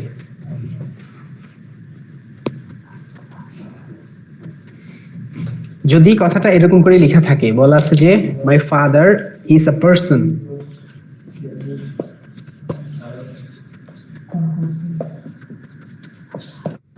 My father is a person, তারপরে গ্যাপ দিয়ে লেখা আছে যে আই নো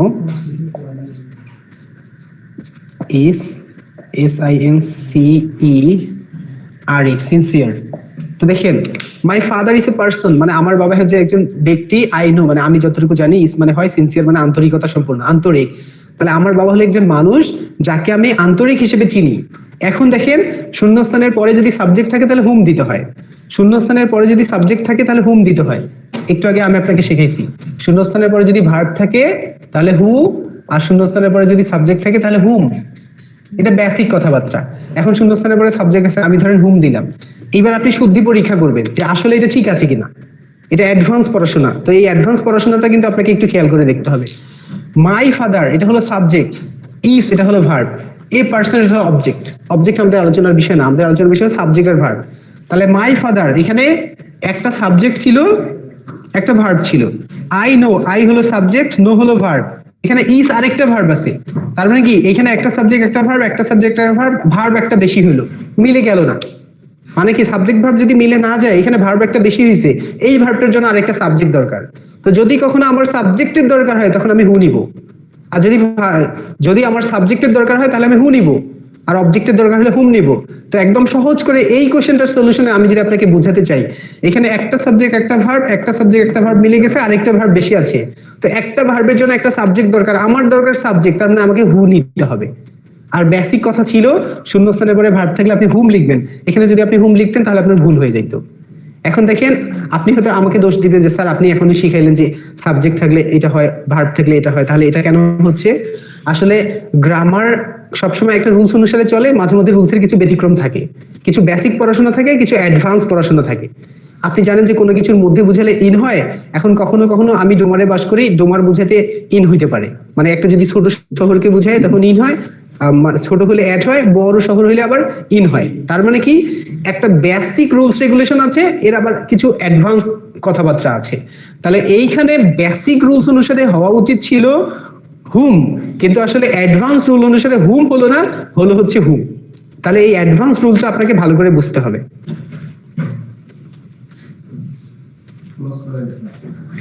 ওকে, আপনারা এখন এই কথাগুলোকে মাথায় রেখে অনেকগুলো কোয়েশ্চেন সলভ করবেন। আপনার কোয়েশ্চেন সলভ করতে গিয়ে কোথাও যদি কোনো প্রবলেম হয় তাহলে কমেন্টে এসে বলবেন যে এই কোয়েশ্চেনটার সলিউশনে কোনটা হতে পারে, আমরা বিস্তারিত ব্যাখ্যা বিশ্লেষণ সহ আপনাদেরকে বোঝানোর চেষ্টা করব। আর এই যে আমি আজকে আপনাদেরকে যেটা পড়াইলাম এটা পিডিএফ আকারে আমি আপনাদেরকে সাপ্লাই করব, তাহলে আপনাদের বুঝতে আরো সুবিধা হবে। আর এতক্ষণ ধরে ধৈর্য নিয়ে আমার কথা শোনার জন্য আপনাদের সবাইকে অনেক অনেক ধন্যবাদ। আসলে রাত অনেক বেশি হয়ে যাচ্ছে, যদিও আরো কতগুলো এক্সাম্পল দিয়ে বোঝাইলে আপনাদের বুঝতে সুবিধা হতো, তো আমরা নেক্সট ক্লাসগুলোতে চেষ্টা করব আরো সুন্দর করে বোঝানোর। আজকে এবং গত ক্লাসে আমাদের একটু টেকনিক্যাল প্রবলেম হয়েছিল, আশা করি যে আপনারা এটা ক্ষমা সুন্দর দৃষ্টিতে দেখবেন, এবং আমরা প্রত্যেকটা ক্লাসেই পরবর্তী ক্লাসটাতে আরো মান উন্নত করার জন্য আমাদের চেষ্টার সর্বোচ্চটা অ্যাপ্লাই করছি। তো আপনারা আমাদের সাথে থাকবেন, সহযোগিতা করবেন, আশা করা যায় যে আমরা আপনাদেরকে হতাশ করব না। আজকের মতো এই পর্যন্তই, ভালো থাকবেন এই প্রত্যাশায়। আসসালামু আলাইকুম। আসসালামু আলাইকুম স্যার। আগামী সপ্তাহে আমি কি